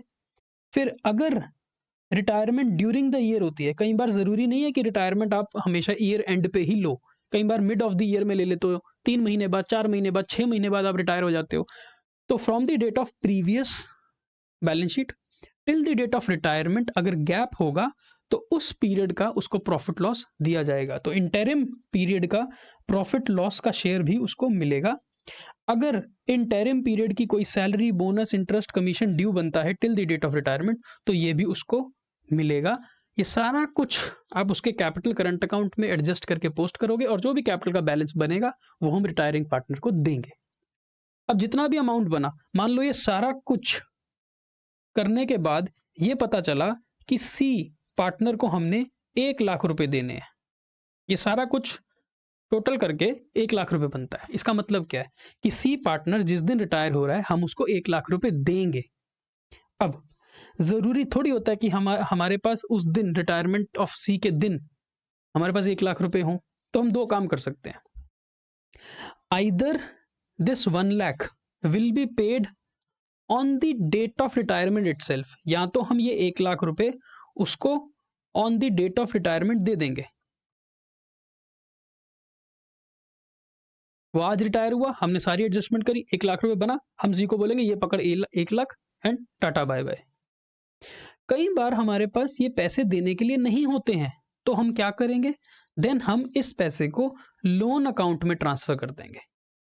हम मान लेंगे कि सी हमने तेरे 1 लाख रुपए जो देने हैं ना वो अभी बिजनेस में ही रहने दे, बिकॉज हमारे पास पैसे नहीं है, and we will treat it as a loan from you and this loan is payable to you, जो हम फर्म आपको पे करेगी। तो कई बार हम उसको उसी वक्त पैसे दे देंगे, अगर हमारे पास बैंक बैलेंस होगा तो हम उसमें से 1 लाख रुपए उसको दे देंगे, खत्म हो जाएगी बात। और अगर हमारे बैंक में पैसे नहीं होंगे तो हम उसका सारा पैसा उठा के लोन में ट्रांसफर कर देंगे। अब लोन की सेटलमेंट होगी, उसके बाद में हम लोन की सेटलमेंट करेंगे। अब सेटलमेंट कैसे करेंगे, हम वो किस्तों में कर सकते हैं, with interest, without interest, lump sum में। तो रिटायरिंग पार्टनर की जो लोन अकाउंट की पेमेंट है वो दो तरीके से की जा सकती है, या तो हम उसकी कुछ इंस्टॉलमेंट्स बना देंगे, 3 साल की इंस्टॉलमेंट, 10 साल की इंस्टॉलमेंट्स विदाउट इंटरेस्ट देना, या फिर हम उसको लमसम में एक ही बारी में पेमेंट कर सकते हैं। सो अल्टीमेटली इस तरह से हम रिटायरमेंट के अंदर रिटायरिंग पार्टनर के अकाउंट को सेटल करेंगे। सर इसके ऊपर एक क्वेश्चन है तो करा के दिखाओ। लो जी, एक क्वेश्चन है हमारे पास। Question number 1, the partnership deed of C and D who are equal partners, ये दोनों पार्टनर इक्वल हैं, such that any partner can retire from the firm on giving a 6 months notice in writing. उन्होंने deed लिखी थी, उस deed में लिखा था कि सी और डी में से कोई भी पार्टनर अगर विड्रॉ करना चाहता है बिजनेस में से, रिटायर होना चाहता है, तो वो कर सकता है, 6 महीने का एडवांस नोटिस उसको देना पड़ेगा। The retiring partner shall be paid, और जब कोई पार्टनर रिटायर होगा तो उसको कुछ कुछ दिया जाएगा। क्या क्या दिया जाएगा वो लिखा हुआ है। सबसे पहले उसका कैपिटल अकाउंट का बैलेंस और उसके करंट अकाउंट का बैलेंस दिया जाएगा, ठीक है। फिर his share of profits to the date of retirement calculated on the basis of average profit of last 3 years। कहता है अगर retirement mid of the year या during the period the continuing year होती है, तो जितने टाइम पीरियड तक वो बिजनेस के अंदर रहेगा पार्टनर, उस पीरियड का उसको हम प्रॉफिट का हिस्सा भी देंगे। और वो प्रॉफिट कैसे कैलकुलेट करेंगे, पिछले 3 सालों की एवरेज के बेस पे करेंगे। फिर आधी गुडविल देंगे उसको, क्योंकि वो हाफ पार्टनर है ना, वो दोनों पार्टनर इक्वल पार्टनर थे, तो इसका मतलब आधी गुडविल देंगे। और गुडविल कैसे निकलेगी, 1.5 times the average of last 3 years। बहुत सिंपल हो गया ना काम। फिर कहता है C gave a notice to retire on 31 March to retire on 30 September 2019। 31 मार्च 2019 को सी ने 6 महीने बाद रिटायर होने का पहले ही नोटिस दे दी, क्योंकि 6 महीने पहले नोटिस देना था। रिटायर कब होगा, 30 सितंबर को। When the balance of his capital account was 6,000। अब देखो हमने उसको देना था कैपिटल का बैलेंस, पॉइंट नंबर ए में अमाउंट ऑफ कैपिटल, कैपिटल का बैलेंस कितना उसका 6,000, ये हम उसको देंगे। फिर करंट अकाउंट में डेबिट बैलेंस है, वो माइनस हो जाएगा। करंट अकाउंट में बैलेंस नेगेटिव होने का मतलब क्या है, ये पैसा उसने पहले से विड्रॉ कर रखा है, हम उससे रिकवर करेंगे। फिर हमने इसको पॉइंट नंबर बी में क्या देना था, शेयर ऑफ प्रॉफिट। वो कितने टाइम तक हमारे पास काम करेगा, अप्रैल मई जून जुलाई अगस्त सितंबर 30 तक, उसके बाद तो वो रिटायर हो जाएगा। इसका मतलब वो 6 महीने हमारे पास काम करेगा, तो हम उसको 6 months का प्रॉफिट देंगे। और 6 months का प्रॉफिट कैसे कैलकुलेट करेंगे, एवरेज ऑफ लास्ट 3 years। पिछले 3 साल का प्रॉफिट क्वेश्चन ने दे रखा है। The profit for the last 3 years वर 2800, 2200 और 1600। तो पिछले 3 साल के प्रॉफिट्स हैं 2800, 2200, 1600। टोटल कितना हो गया 6600। एवरेज करेंगे डिवाइड बाय 3 तो कितना आ जाएगा 2200। इसका मतलब इस साल जब सी रिटायर होगा तो इस साल की पूरी साल की प्रॉफिट कितना होगा 2200, लेकिन उसमें से 6 महीने तो वो काम करेगा अप्रैल टू सितंबर, तो हाफ ईयर का प्रॉफिट कितना होगा 1100। और क्या ये 1100 सारा का सारा सी का है? नहीं, इसमें से हाफ ही तो है केवल सी का। इसका मतलब 550 रुपए है सी के शेयर का प्रॉफिट। सिंपल सी बात है ना। सी कहाँ तक काम करेगा? अप्रैल से लेके सितंबर तक सी काम करेगा हमारे साथ 6 मंथ्स। अब ये पूरे साल का प्रॉफिट कितना हमने एस्टिमेट किया? 2200। एवरेज प्रॉफिट पिछले 3 सालों के हिसाब से इस साल का एवरेज प्रॉफिट कितना आएगा? 2200 पूरे साल का। तो इस 6 महीने का प्रॉफिट कितना आएगा? 1100। और ये 1100 तो सी और डी ने इकट्ठे मिलके कमाया है ना, तो इसमें सी का प्रॉफिट कितना है? केवल हाफ, विच इज 550, जो हम सी को पक्का पक्का देंगे। फिर आते हैं, सी को गुडविल भी तो देनी है, और गुडविल कैसे निकालनी है? 1.5 times the average of last 3 years. Average कितनी आई थी? 2200। इसका 1.5 करेंगे तो कितना आ जाएगा? 3300। ये आ जाएगी total goodwill. 1.5 times the average, average है 2200, उसका 1.5 होता है 1100, प्लस करके तो 3300। 3300 आ गई टोटल गुडविल। इसमें हाफ उसको देना है, तो हाफ गुडविल कितनी बनेगी? 1650। ठीक है, और तो कुछ नहीं देना बस। तो सी को टोटल पैसा कितना देना है? 6000 माइनस 500, ये माइनस की फिगर है, 500 प्लस 550 प्लस 1650। तो सी को टोटल पैसा देंगे हम 7700। So what is the amount due to C? The amount due to C is 7700। इस तरह से आपको कैलकुलेट करना होता है कि कितना पैसा हमने सी को देना है। आई होप आपको सारे स्टेप्स समझ आ गए। एक बार स्टेप्स अगर रिवाइज करें तो कैसे हैं स्टेप्स? सब step number 1, gaining ratio, new ratio और ओल्ड रेशो, ये होनी चाहिए आपके पास। सेकंड, गुडविल की एडजस्टमेंट। गेनिंग रेशो में गेनिंग पार्टनर्स को डेबिट टू रिटायरिंग पार्टनर, उसको उसकी गुडविल दे देना। थर्ड, रीवैल्यूएशन कर देना। फोर्थ, रिजर्व्स, प्रॉफिट्स और लॉसेस जो बैलेंस शीट में है उनको ओल्ड पार्टनर ओल्ड रेशो में डिस्ट्रीब्यूट कर देना। फिफ्थ पॉइंट, कैपिटल अकाउंट्स बनाना, और जो रिटायरिंग पार्टनर है उसका पैसा या तो उसको पे कर देना या लोन में ट्रांसफर कर देना। और फिर एक रिवाइज्ड बैलेंस शीट बनाना, जो बैलेंस शीट अपने आप मैच हो जाएगी। तो ये है हमारे स्टेप्स, जो स्टेप्स हम फॉलो करेंगे अपने फुल फ्लैज इक्वेशन को करने के लिए। ठीक है, आई बात समझ में? तो लो जी, एक आ गया हमारे पास फुल क्वेश्चन टू ट्राई, जिससे हम सीखेंगे सारे स्टेप्स अपने। तो क्वेश्चन क्या है? पी क्यू आर पार्टनर्स हैं 4:3 की रेशो में। ये क्या है? Old ratio. तो हमारे पास आ गया पी क्यू आर 4:3 की ratio. The balance sheet on 31 March 20 is given. ये आपको बैलेंस शीट दी हुई है। आर रिटायर हो रहा है, तो कौन जा रहा है इसमें से? आर, ये पार्टनर रिटायर हो रहा है। ओके, पॉइंट नंबर डी को पढ़ो, तो यहां पर क्या लिखा है? The new profit sharing ratio between P and Q is 2:1। New ratio भी दे दी ना उसने आपको। पी और क्यू की न्यू रेशो है 2:1। आपका सबसे पहला काम क्या था? Old ratio, new ratio, gaining ratio. यहां पर गेनिंग रेशो, क्योंकि ये रिटायरमेंट है। अगर एडमिशन होती तो न्यू, ओल्ड और सेक्रीफाइस। बड़ा सिंपल है ना। तो हम निकालते हैं गेनिंग रेशो के लिए गेन्स। गेन्स निकालेंगे हम पी का, क्यू का। गेन होता है न्यू माइनस ओल्ड। तो पी का न्यू है 2/3, 1/3 क्यू का माइनस इनके ओल्ड थे 4/10 एंड 3/10। सॉल्व करेंगे 30, 20 माइनस 12/30, 10 माइनस 9/30, 8/30 एंड 1/30। तो गेन आ गया 8:1। गेनिंग रेशो आ गई 8:1। ठीक है, ओके। चलो आगे क्वेश्चन हमें क्या कहेगा? क्वेश्चन हमारे को फिक्स्ड एसेट्स को डेप्रिशिएट करना को कह रहा है, प्रोविजन फॉर बैड डेट्स को क्रिएट करने को कह रहा है, WCR की लाइबिलिटी दे रहा है। देखो इसमें है WCR, पढ़ लेना ध्यान से। यहाँ पर देखो एक है रिजर्व। क्या करेंगे इस रिजर्व का? ओल्ड पार्टनर ओल्ड रेशियो में डिस्ट्रीब्यूट। ठीक, डेटर स्टॉक फिक्स्ड एसेट्स की रिवैल्यूएशन हो सकती है, क्रेडिटर की रिवैल्यूएशन हो सकती है, ईपीएफ की रिवैल्यूएशन हो सकती है। ये जो ड्राइंग्स है आर की, इसको हम कैपिटल अकाउंट में ट्रांसफर कर देंगे आर के। ये एक तरह से आर का करंट अकाउंट यहाँ कह सकते हो या ड्राइंग्स कह सकते हो, जिसने बिजनेस से निकाली है, ये हम माइनस कर देंगे।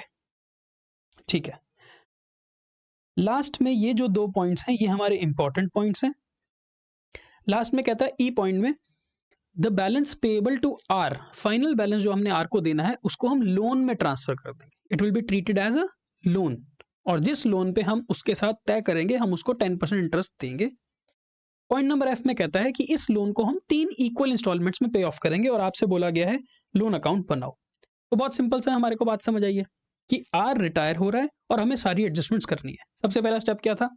ओल्ड, न्यू और गेनिंग रेशो हमने निकाल ली। सेकंड स्टेप क्या है? Treatment of goodwill. अभी गुडविल की बात करते हैं। Point number C, the goodwill of the firm is 50,000 and adjustment of goodwill is to be done without opening the goodwill. हम गुडविल अकाउंट ओपन नहीं करेंगे, हम इसकी एडजस्टमेंट कर देंगे। तो क्या एडजस्टमेंट होती है गुडविल की? गुडविल कितनी है? 50,000। पार्टनर कौन जा रहा है? आर। तो आर का शेयर कितना हुआ गुडविल का? 50,000 में 3/10, 30%, यानी कि 15,000। ये 15,000 की हम गुडविल आर को देंगे, किससे लेके? पी और क्यू से। तो पी अकाउंट को डेबिट करो, क्यू अकाउंट को डेबिट करो और आर को दे दो। सर कौन सी रेशो लेंगे? Gaining ratio. रेशो कितनी है? 8:1। तो 15,000 को 8:1 में डिवाइड कर दो, 1667 13333। ये आ गई हमारी गुडविल की एडजस्टमेंट एंट्री। थर्ड स्टेप क्या करते हैं? रिवैल्यूएशन अकाउंट, प्रॉफिट लॉसेस की एडजस्टमेंट। तो पहले बनाते हैं रिवैल्यूएशन। चलो, पॉइंट नंबर 1, फिक्स्ड एसेट्स को डेप्रिशिएट करना है 2,000 रुपए से। फिक्स्ड एसेट्स को डेप्रिशिएट कर दो, 52 की चीज को 50 पे ले आओ। लॉस हो गया ना, तो हम लिखेंगे यहाँ पर 2 फिक्स्ड एसेट 2,000। साथ ही में हम क्या बनाते होते हैं? कैपिटल के बाद बैलेंस शीट, बैलेंस शीट में हमारे फिक्स्ड एसेट चेंज हो जाएंगे 50,000। नेक्स्ट, फिर कहता है 1,000 रुपए provision for doubtful debts is to be created. Debtor के ऊपर 1,000 का प्रोविजन बनाना है। तो 15,000 के डेटर पे 1,000 का प्रोविजन बनाना है।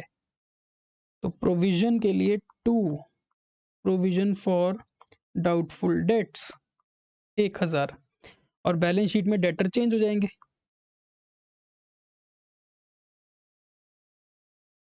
Minus provision for doubtful dates. याद है ना? तो जो काम रिवैल्यूएशन में करते हो एसेट लायबिलिटी का, वो बैलेंस शीट में भी एडजस्टमेंट करते जाते हैं हम साथ साथ, भूलना नहीं है। फिर कहता है 4,000 रुपए वर्कमैन कॉम्पनसेशन की लायबिलिटी है। इस 10,000 में से 4,000 रुपए वर्कमैन कॉम्पनसेशन लायबिलिटी है। तो हम नाम चेंज करके WCR का यहां लिख देंगे वर्कमैन कॉम्पनसेशन लायबिलिटी या क्लेम 4,000।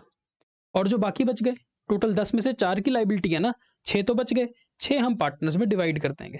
तो यहां पर पहले हम लिखते हैं पार्टनर का ओपनिंग कैपिटल, और यहां पर हम WCR जो 6,000 की बची है उसको ओल्ड रेशो में डिवाइड कर देते हैं। ओल्ड रेशो था हमारा 433,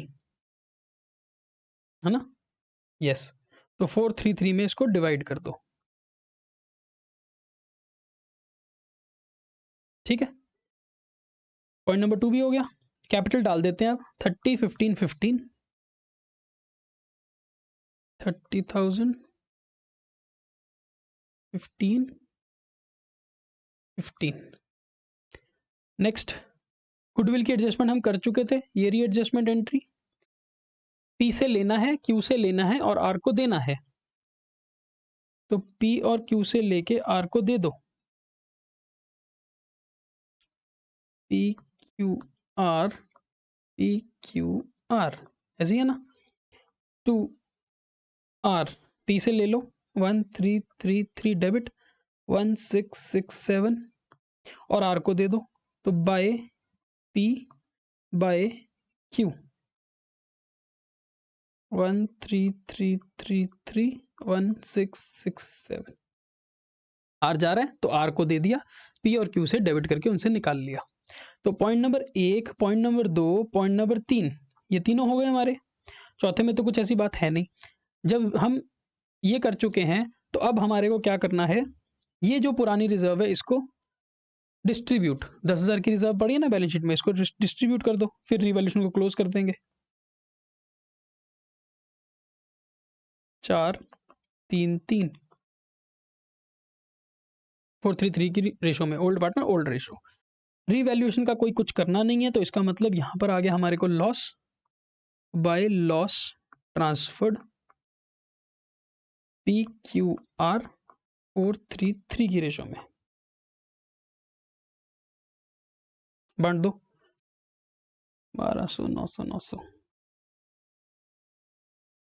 ये लॉस कहां जाएगा, कैपिटल की ऑपोजिट साइड पे, ऐसे होता है ना, उल्टी तरफ जाता है, टू रिवैल्यूएशन ब्रैकेट लॉस। ठीक हो गया, लो जी। इसके बाद ये जो कैपिटल ड्राइंग्स हैं आर की, इसको कैपिटल ऑफ आर में एडजस्ट कर दो, आर के कैपिटल में ड्राइंग को एडजस्ट कर दो। टू ड्राइंग्स अकाउंट 6000, तो आर की ड्राइंग्स आर के कैपिटल में एडजस्ट कर दी। ये सारे पॉइंट हो गए, और कुछ हो नहीं सकता इसके अंदर, बस ठीक है। पॉइंट नंबर ई में लिखा था जो फाइनल बैलेंस होगा आर का वो लोन में ट्रांसफर कर देना सारा का सारा, तो ठीक है, आर का जितना भी बैलेंस आएगा अब वो आर के लोन में ट्रांसफर कर दो। तो यहां लिखेंगे हम टू आर्स लोन अकाउंट, और जो बचे हुए पार्टनर्स हैं उनका बैलेंस कैरी कर देंगे। करो टोटल।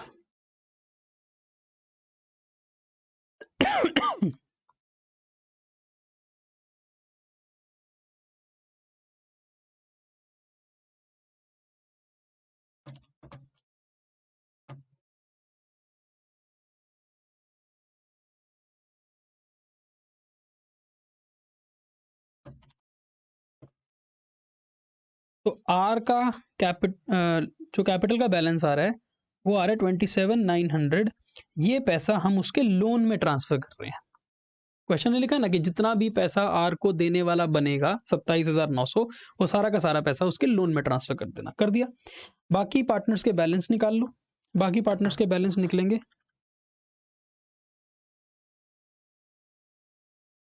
21,867,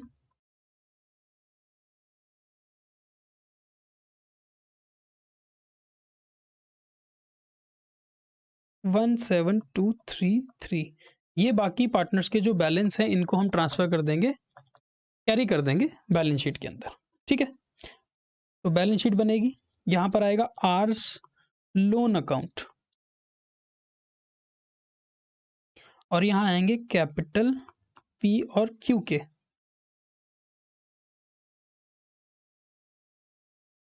टोटल कैपिटल कितना है 39,100। अब बैलेंस शीट में बाकी चीजें एज इट इज लिखेंगे ना, जो बैलेंस शीट में चीजें चेंज नहीं हुई, जैसे कि क्रेडिटर्स और ईपीएफ 10,000 और 20,000, ये एज इट इज रहेगा। क्रेडिटर्स ईपीएफ ये एज इट इज रहेगा, और डब्ल्यूसीसी हमने डाल ही दिया था। एसेट साइड पे भी जो चीजें चेंज नहीं हुई, जैसे कि कैश 20,000 और स्टॉक 17,000, ये भी तो चेंज नहीं हुआ, एज इट इज आ जाएगा। कैश एंड बैंक और स्टॉक 17,000। ठीक है, और कुछ बैलेंस शीट में नहीं है तो हम बैलेंस शीट को कर देंगे अपना टोटल और बैलेंस।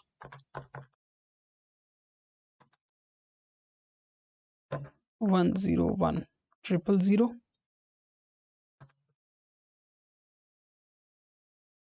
1,0,1,000। देखो आपकी बैलेंस शीट टैली हो जाएगी।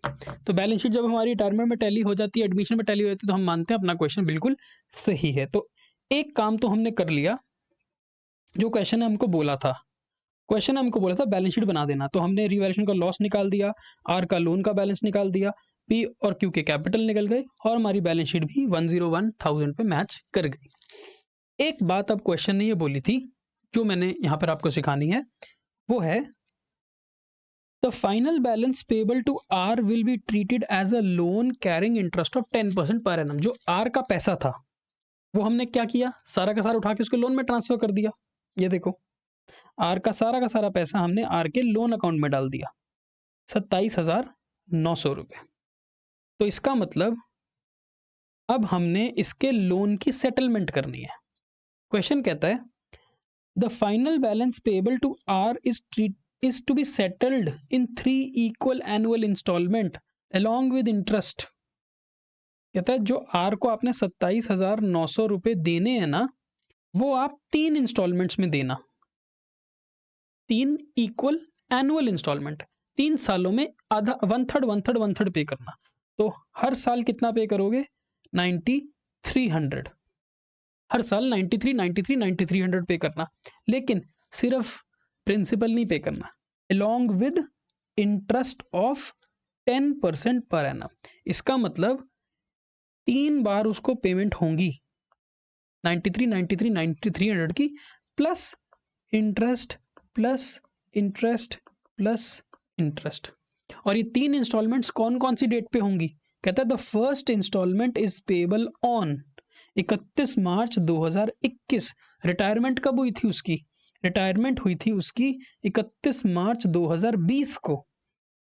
तो इसका मतलब ये पेमेंट होएगी 31 मार्च 2021 को, उसके बाद होगी 31 मार्च 2022 को, उसके बाद होगी 31 मार्च 2023 को।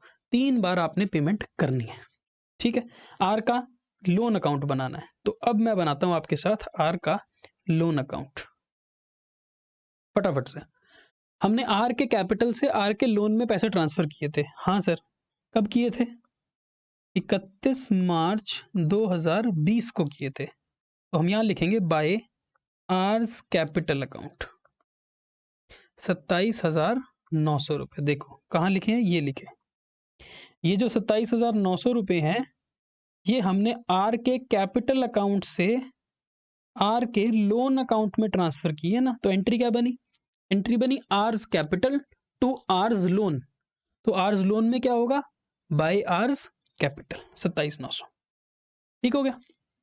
31 मार्च 2020, या फिर आप इसको 1 अप्रैल 2020 भी मान सकते हो, चॉइस आपकी है, नहीं तो आपको एक बार क्लोजिंग करके दिखाना पड़ेगा। तो आप 1 अप्रैल भी मान सकते हो, हार्ड एंड फास्ट कोई दिक्कत नहीं आएगी। अब 1 अप्रैल 2020 से लेके पूरे साल भर ये पैसा हमारे पास ही पड़ा रह गया, हमने ही इस्तेमाल किया, तो इसके ऊपर पूरे साल का इंटरेस्ट लगेगा। हाँ सर, वो लगेगा 31 मार्च 2021 को by interest on R's loan account 27,900 के ऊपर 10%, वो कितना हुआ 2790, ये इंटरेस्ट लग गया इसके ऊपर। और फिर हमने इसी दिन इसकी पेमेंट करनी है, 31 मार्च 2021 को पे कर दो टू बैंक। कितना पे करना था, 9300 की इंस्टॉलमेंट प्लस जो इंटरेस्ट है, इंटरेस्ट कितना है 2790। क्या बोला था उसने, उसने बोला था 27,900 को 3 इंस्टॉलमेंट्स में पे करना इक्वल 9300 प्लस जो उसके साल का इंटरेस्ट होगा वो भी दे देना। तो हमने इसको टोटल कितने दे दिए, 12,090 रुपये। 9300 की इंस्टॉलमेंट है वो देनी थी और 2790 का हमने इंटरेस्ट दे दिया। फिर हम इसकी कर देंगे क्लोजिंग टू बैलेंस CD। अब कितना बचेगा, अब हमारे पास बचेगा 18,600। बेसिकली 2 साल की किस्तें बच जाएंगी इसके अंदर, है ना, 3 में से एक तो दे दी, तो 30690 पे ये हो जाएगा टोटल। फिर आएगा नया साल, हम इसको नीचे उतार देंगे 1 अप्रैल 2021 बाय बैलेंस ब्रॉट डाउन। फिर पूरा साल हम इसको यूज करेंगे, अप्रैल मई जून करते करते करते करते 31 मार्च 2022 आ जाएगी बाय, फिर से इंटरेस्ट लगाएंगे ऑन आर्स लोन अकाउंट। इस बार इंटरेस्ट लगेगा 18,600 के ऊपर 10%, 1860। फिर हम इसको पे कर देंगे टू बैंक। कितना सर? 9300 की तो इंस्टॉलमेंट है प्लस 1860 का इंटरेस्ट है, तो हम कितना पे करेंगे? 11160। और बाकी जो बचा बैलेंस वो हो जाएगा कैरिड डाउन। पता है कितना बचेगा? 9300, क्योंकि वही तो इंस्टॉलमेंट है आखिरी। ठीक है सर, लो जी, ये जाएगा फिर नीचे 1 अप्रैल 2022 बाय बैलेंस ब्रॉट डाउन 9300। फिर आप पूरे साल इस्तेमाल करोगे इस पैसे को 31 मार्च 2023 तक। फिर लगा दोगे bye interest on hours loan account. Interest लगेगा 10% of 9300 which is 930।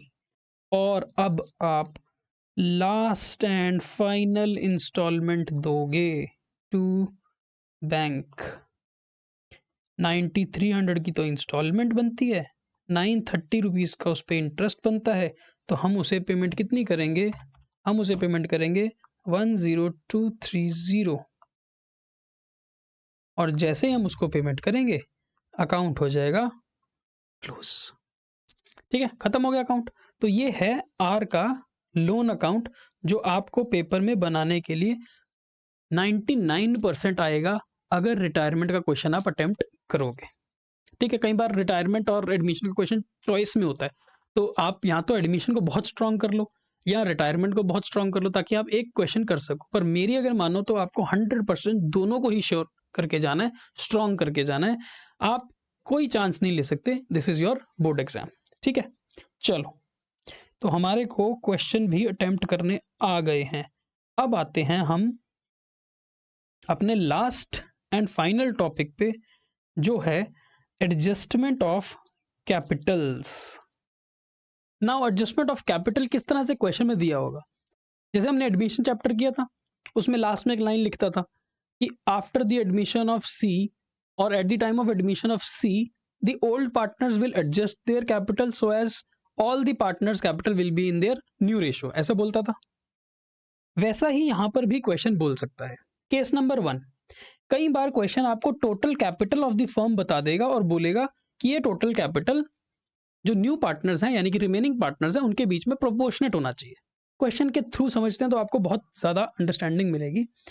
XYZ 3 partner 3:1 की रेशो में। Y रिटायर हो गया, Y कहता मैं जा रहा हूं, मुझे रिटायरमेंट दे दो। ठीक है, X and Z agree that the capital of the new firm shall be fixed at 2,10,000। X और Z ने ये डिसाइड किया कि जब Y चला जाएगा ना, तो हमारी जो न्यू फर्म होगी जिसमें सिर्फ X और Z होगा, हम अपनी फर्म का टोटल कैपिटल कितना रखेंगे? 2,10,000 and it will be in the new ratio, और ये हमारी न्यू रेशो में होगा। ठीक है, the capital of X and Z after all the adjustments showed a balance of 145,000 for Y for X and 63,000 for Z। क्या बोल रहे हैं? एक्चुअल कैपिटल X और Z का एक्चुअल कैपिटल कितना है? जिस दिन Y रिटायर हुआ ना, उस दिन सारी एडजस्टमेंट करने के बाद X का एक्चुअल कैपिटल कितना है? 1,45,000 और Z का कितना है? 63,000। अभी इनका कैपिटल इतना इतना बैलेंस शो कर रहा है, लेकिन इन्होंने डिसाइड क्या किया था? इन्होंने डिसाइड किया था कि आपस में इनका बैलेंस कितना होना चाहिए? टोटल 210 और रेशो में। अब रेशो आपको बताई है क्वेश्चन? नहीं बताई। क्या आपके पास ओल्ड रेशो है? हाँ, एक्स वाई जेड की आपके पास 3:2:1 की ओल्ड रेशो है। आपको न्यू रेशो नहीं पता, आपको ये पता है वाई चला गया। अब जब वाई जा रहा है ना, आपको न्यू रेशो पता है। वाई ने अपना हिस्सा, अपना शेयर एक्स को दिया कि जेड को दिया, ये भी नहीं पता। गेनिंग रेशो भी नहीं पता। तो इसका मतलब new ratio between X and Z will be same as their old ratio. तो इनके बीच में ओल्ड रेशो क्या थी 3:1, तो इनके बीच में न्यू रेशो भी कितनी होगी 3:1। आप कैलकुलेट कर लो, यहाँ मैंने आपको बताया था, आप वैसे ही याद रख लो। तो इसका मतलब एक्स और जेड ने क्या तय किया, इन्होंने ये तय किया कि ये जो 2,10,000 का कैपिटल होगा ये 3:1 की रेशो में होना चाहिए। तो अगर आप 2,10,000 को 3:1 की रेशो में डिवाइड करके निकालोगे तो वो आएगा 1,57,500 फॉर एक्स, 52,500 फॉर जेड। तो न्यू कैपिटल कितना होना चाहिए, न्यू कैपिटल होना चाहिए एक्स का 157,500 और जेड का होना चाहिए 52,500। अब एडजस्टमेंट कर लो, न्यू कैपिटल 157,500 होना चाहिए और अभी कैपिटल कितना है 145। तो एक्स को क्या करना पड़ेगा, एक्स को 12,500 रुपए और कैश इंट्रोड्यूस करना पड़ेगा। इसका मतलब एक्स अपने घर से 12,500 रुपए लेके आएगा, बिजनेस में इंट्रोड्यूस करेगा। जेड क्या करेगा, जेड 10,500 रुपए एक्स्ट्रा लगा के बैठा है। जेड के होने चाहिए 52,500 जबकि जेड के हैं कितने 63। तो एक्स विल विड्रॉ कैश, वो कैश विड्रॉ करेगा। क्यों, क्योंकि यहां पर लिखा है state the amount of cash to be brought in और to be taken by the partners. तो इस तरह से आप एडजस्टमेंट करोगे, सिंपल, आपको एक्चुअल सिचुएशन मिल जाएगी। सारा कुछ एडजस्टमेंट करने के बाद एक्स का कैपिटल कितना है, वाई का कितना है, जेड का कितना है। वाई तो बेचारा रिटायर हो रहा है, वाई को तो उसके पैसे दे देना, खत्म होगी बात। अब रहेगा एक्स और जेड। एक्स और जेड के एक्चुअल कैपिटल आ गए आपके पास 145 एंड 63 और उन्होंने आपस में डिसाइड कितना किया कि हमारा टोटल कैपिटल कितना होना चाहिए 2,10,000। 2,10,000 इनका न्यू रेशो में होना चाहिए, तो आपने न्यू में डिवाइड कर दिया।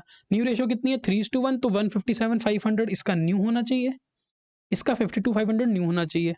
अब पहले पैसा कितना लगा हुआ है, अभी कितना है होना चाहिए, डिफरेंस निकल जाएगा। तो ये पैसा लेके आएगा, ये पैसा विड्रॉ कर लेगा। तो इस तरह से आप कैपिटल इंट्रोडक्शन बाय एक्स की एंट्री पास कर देना, कैश टू एक्स कैपिटल, और कैपिटल विड्रॉल बाय जेड की एंट्री पास कर देना, जेड कैपिटल टू कैश, और कैश का अकाउंट बनाना। उसके बाद अपनी बैलेंस शीट वापस रिवाइज करके सॉल्व कर लेना।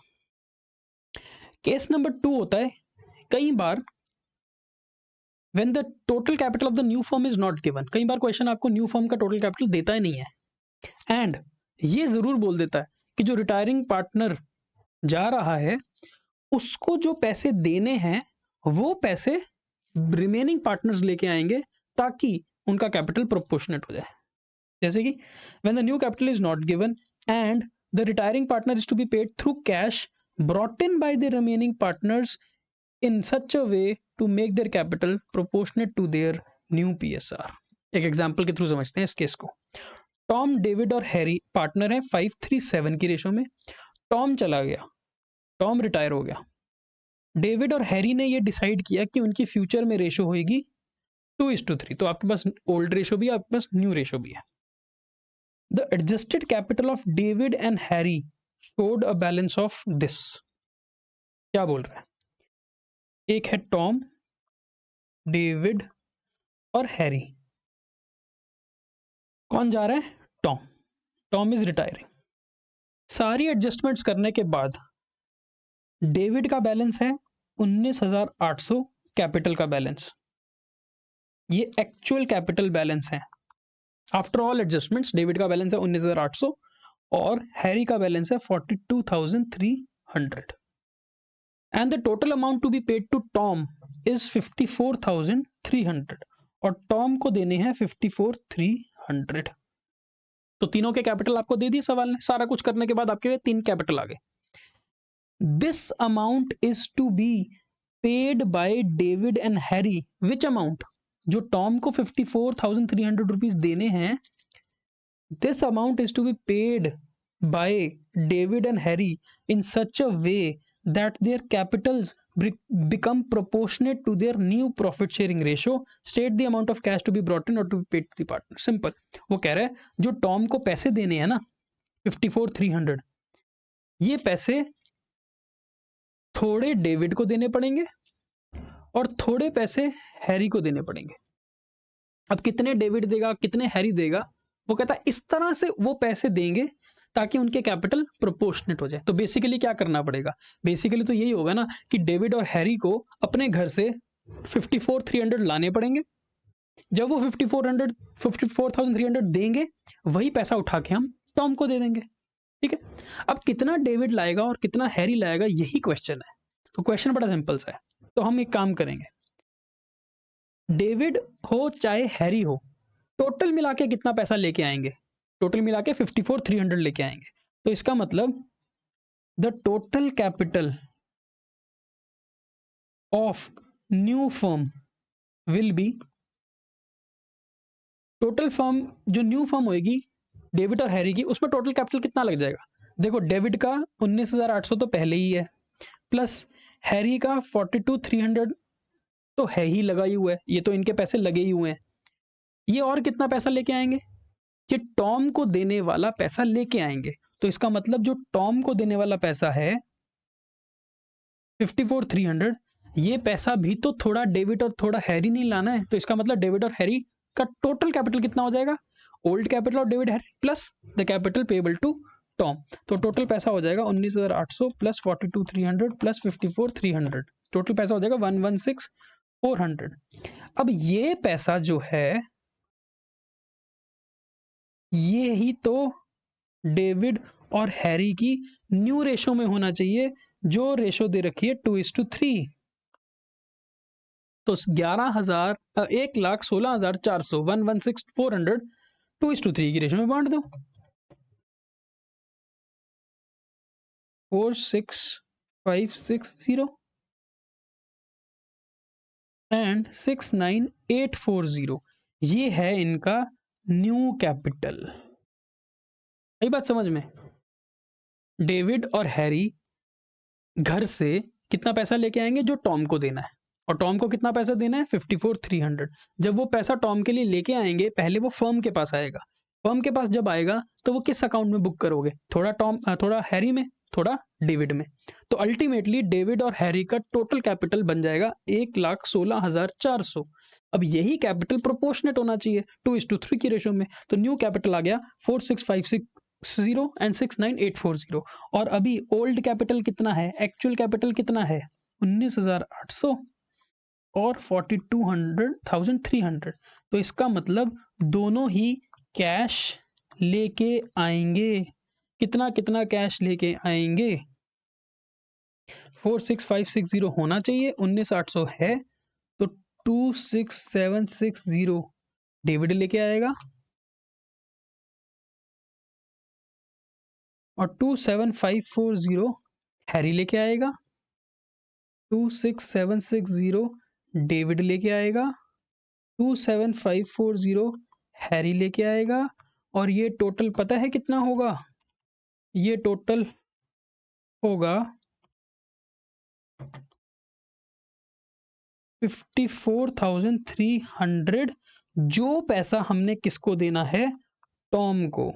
यही तो पैसा टॉम को देने के लिए लेके आना था उनको।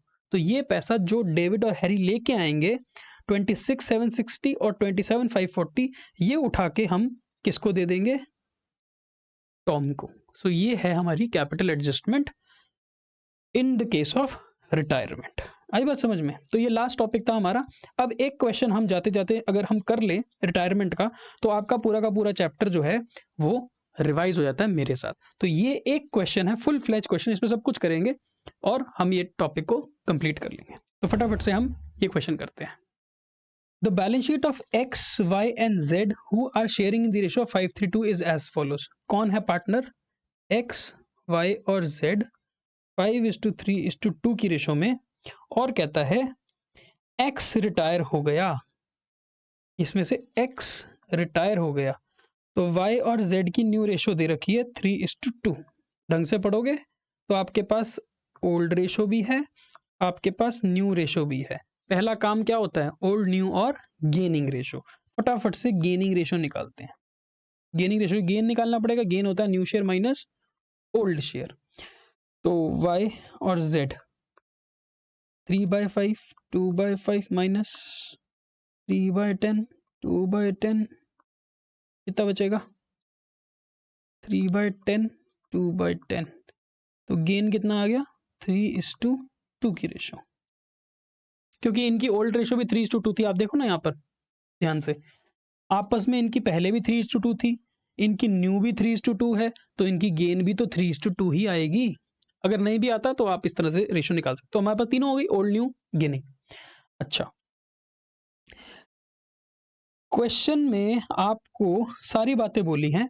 अब इस क्वेश्चन में सबसे पहले क्या करेंगे, ये कैपिटल बैलेंस उठा के डाल देते हैं कैपिटल अकाउंट्स के अंदर। 42, 40, 62, 33। तो मैंने यहां लिखे XYZ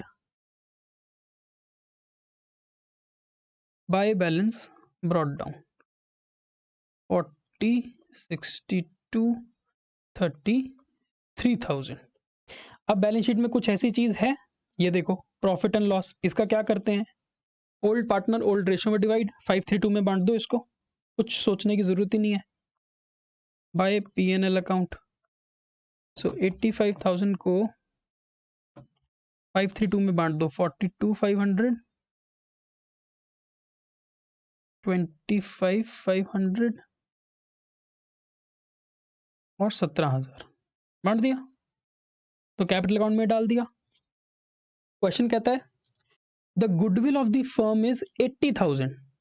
पूरी फर्म की गुडविल कितनी है, 80,000। कौन जा रहा है, पार्टनर। अगर गुडविल है 80,000 और एक्स रिटायर हो रहा है, तो एक्स का शेयर कितना हुआ, 80,000 का 5/10 मतलब हाफ, मतलब 40,000। ये 40,000 गेनिंग रेशो में y और z से लेके x को दे दो। एंट्री बनेगी y debit z debit to x, x को 40 देना और 3:2 की रेशो में उनसे लेना। 3:2 मतलब 5, 8, 24, 16। ये है हमारी गुडविल की adjustment entry. y debit z debit to x 24, 16। यहाँ एंट्री पोस्ट कर देते हैं, y debit z debit to x capital 24 और 16,000।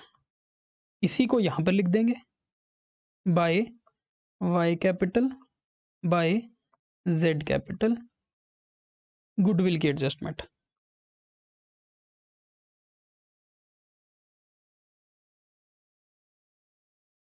ठीक है, y और z से लिया, x को कैपिटल में एडजस्ट करके गुडविल दे दिया।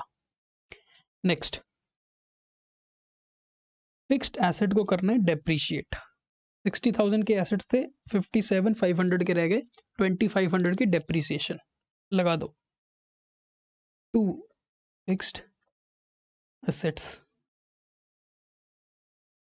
और फिक्स्ड एसेट्स चेंज हो के बैलेंस शीट में आ जाएंगे 57,500 के। Okay, next point, provision for bad debts बनाना है 5% डेटर का। डेटर कितने, 1 लाख, 5% प्रोविजन होता है 5,000, तो प्रोविजन बना दो 5,000 का। 2 provision for bad and doubtful debts 5,000, और बैलेंस शीट में डेटर्स हैं 1 लाख के, minus provision for bad debts 5,000, total आ जाएगा 95,000। राइट, फिर कहता है a liability for claim included in creditor for 10,000 is settled at 8,000।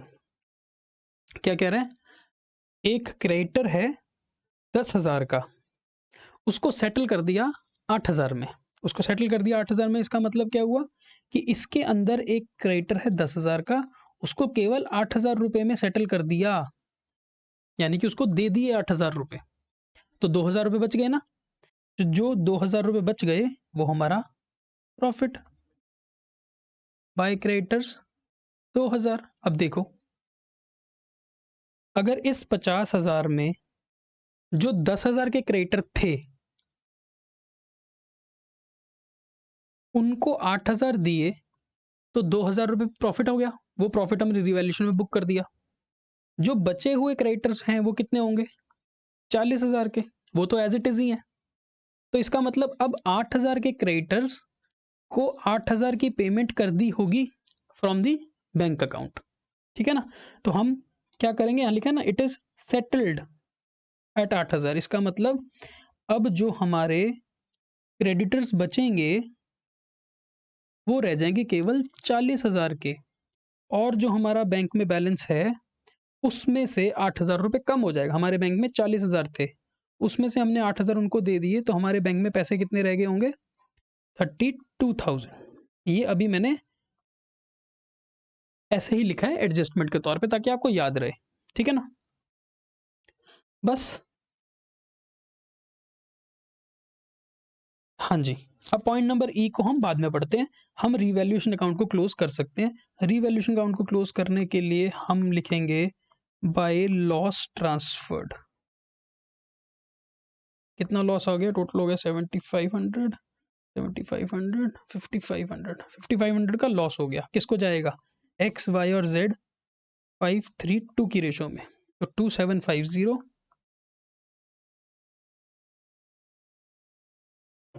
1,650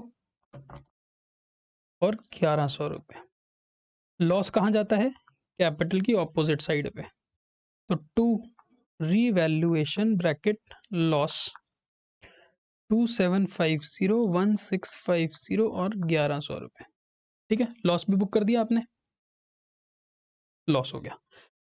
अब क्वेश्चन कह रहा है the amount to be paid to X by Y and Z in such a way that their capitals are proportionate to their profit sharing ratio and leaves a balance of 15,000 in bank account। क्या कह रहा है कि अब जो X को पैसे देने हैं ना, वो पैसे Y और Z लेके आएंगे। इस तरह से लेके आएंगे कि एक तो X की पेमेंट भी हो जाए, और जो हमारे बिजनेस में बैंक में पैसे बचे हों वो 15,000 बचे भी रह जाए, ठीक है। अभी देखो, अभी हम क्या करेंगे, एक्स वाई जेड का बैलेंस निकालेंगे रफ में। एक्स वाई जेड का बैलेंस रफ में निकालेंगे। रफ में निकालने की कोशिश करते हैं। 40,000 प्लस 42,500 प्लस 24,000 प्लस 16,000। एक्स का तो खैर फेयर कर सकते हो आप, एक्स में कोई प्रॉब्लम नहीं है, जो पार्टनर जाता है उसकी कोई दिक्कत नहीं है, एक्स का फेयर कर सकते हो आप। -2750, तो एक्स का बैलेंस आता है 119750, ये एक्स का बैलेंस है। वाई और जेड का भी निकाल लो, वाई और जेड का रफ में निकालना, टोटल मत लगाना। 62,000 plus 25,500 minus 24,000 minus 1,650, 61,850, 33,000 plus 17,000 minus 16,000 minus 1,100, 32,900। कौन सा पार्टनर रिटायर हो रहा है, एक्स। एक्स को पैसे देने हैं 119750। क्वेश्चन क्या कह रहा है, क्वेश्चन कह रहा है कि जो पैसे आपने एक्स को देने हैं वो पैसे वाई और जेड लेके आएंगे, इस तरह से लेके आएंगे ताकि उनका कैपिटल अकाउंट हो जाए proportionate to their profit sharing ratio, और साथ ही साथ बैंक का जो बैलेंस बचे एक्स को देने के बाद वो 15,000 हो। हमारे बैंक में पैसे कितने हैं अभी, 40 माइनस 8, 32,000 रुपये। अभी हमारे पास 32,000 रुपीज है। 40,000 माइनस हमने 8,000 क्रेडिटर को दे दिए थे ना, हमारे पास 32,000 है। इस 32,000 में से हमें 15,000 रुपये तो बैलेंस रखना ही है, बैलेंस इन हैंड रखना ही है ना। तो इसका मतलब 17,000 रुपये हम पे कर सकते हैं एक्स को। ये तो हम अभी ही पे कर सकते हैं बिना वाई और जेड को पूछे। 17,000 रुपये हमारे पास एक्स्ट्रा पड़े हैं। इवन आफ्टर 17,000 की पेमेंट करने के बाद हमारे पास 15,000 बचेंगे बैलेंस शीट में, जो कि बिल्कुल सही है।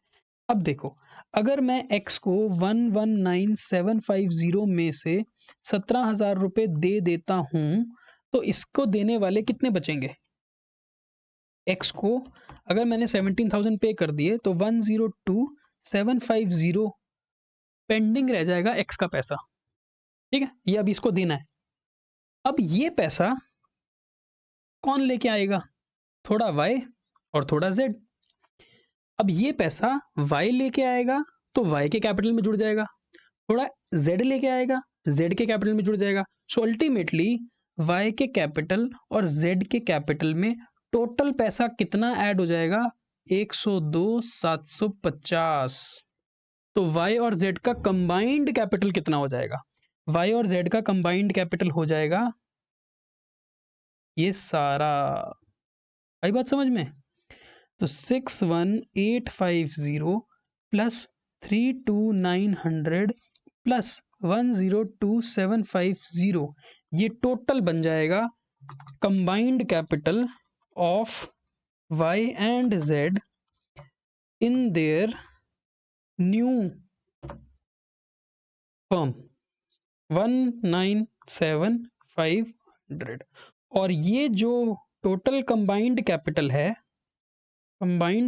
है, ये कैपिटल होना चाहिए y और z की न्यू रेशो में, जो कितनी है 3:2। तो 19,750 को डिवाइड बाय 5 इंटू 3 करोगे तो 118,500 ये y का कैपिटल आ जाएगा, डिवाइड बाय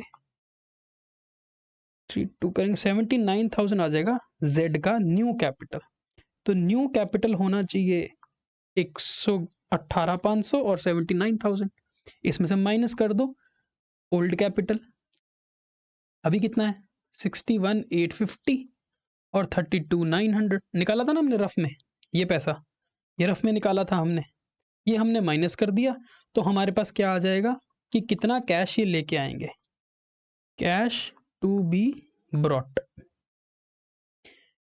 तो ये लेके आएंगे 46,100 जेड लेके आएगा कैश। ओहो 100,500 माइनस 61,850 और 56,650 वाई लेके आएगा। अब देखो 56,650 वाई लेके आएगा, 46,100 जेड लेके आएगा, टोटल कितना आ जाएगा 102,750। ये 102,750 उठा के हम किसको दे देंगे? एक्स को, क्योंकि एक्स के पैसे कम रह गए थे। आई बात समझ में?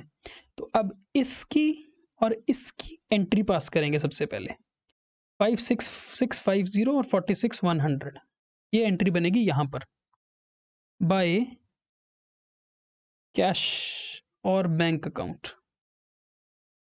ठीक है ना, ये वर्किंग नोट से आएगा आपके 56,650 46,100, ठीक है। और यहां से टू कैश और बैंक पैसा उठा के हम एक्स को दे देंगे। एक्स का टोटल पैसा कितना था 119,750, तो बैलेंस बच जाएगा टू बैलेंस CD। पता है बैलेंस कितना बचेगा?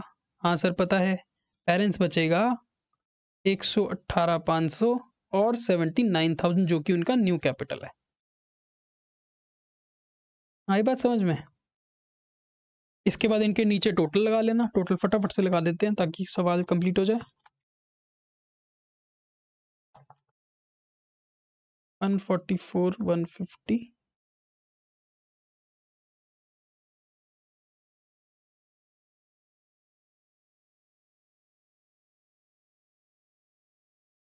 96,100, ठीक है। कैश का बैलेंस कितना बचेगा नीचे? ये जो हमने यहाँ किया था इसकी अब हमारे को ज़रूरत नहीं है, कैश और बैंक अकाउंट जो भी था ये, तो हम यहाँ लिखेंगे बैंक अकाउंट। यहाँ बचेगा केवल 15,000, क्योंकि सवाल ने यही तो बोला था सारा कुछ करने के बाद कैश कितना बचना चाहिए 15,000। यहाँ आ जाएगा कैपिटल वाई और जेड का 118,500 और 79,000 जो क्लोजिंग बैलेंस है, ठीक है ना, ये वाले टोटल कितना है ये 197,500 बन गई बैलेंस शीट। अब जो चीज़ें एसेट लाइबिलिटीज ऊपर बैलेंस शीट से चेंज नहीं हुए, जैसे कि EPF 10,000, एज इट इज लिख देंगे, स्टॉक 80,000 एज इट इज लिख देंगे। तो ईपीएफ 10,000 और स्टॉक 80,000 एज इट इज लिखेंगे। और अब हम अपनी बैलेंस शीट को टोटल करेंगे, तो बैलेंस शीट का टोटल आएगा 247,500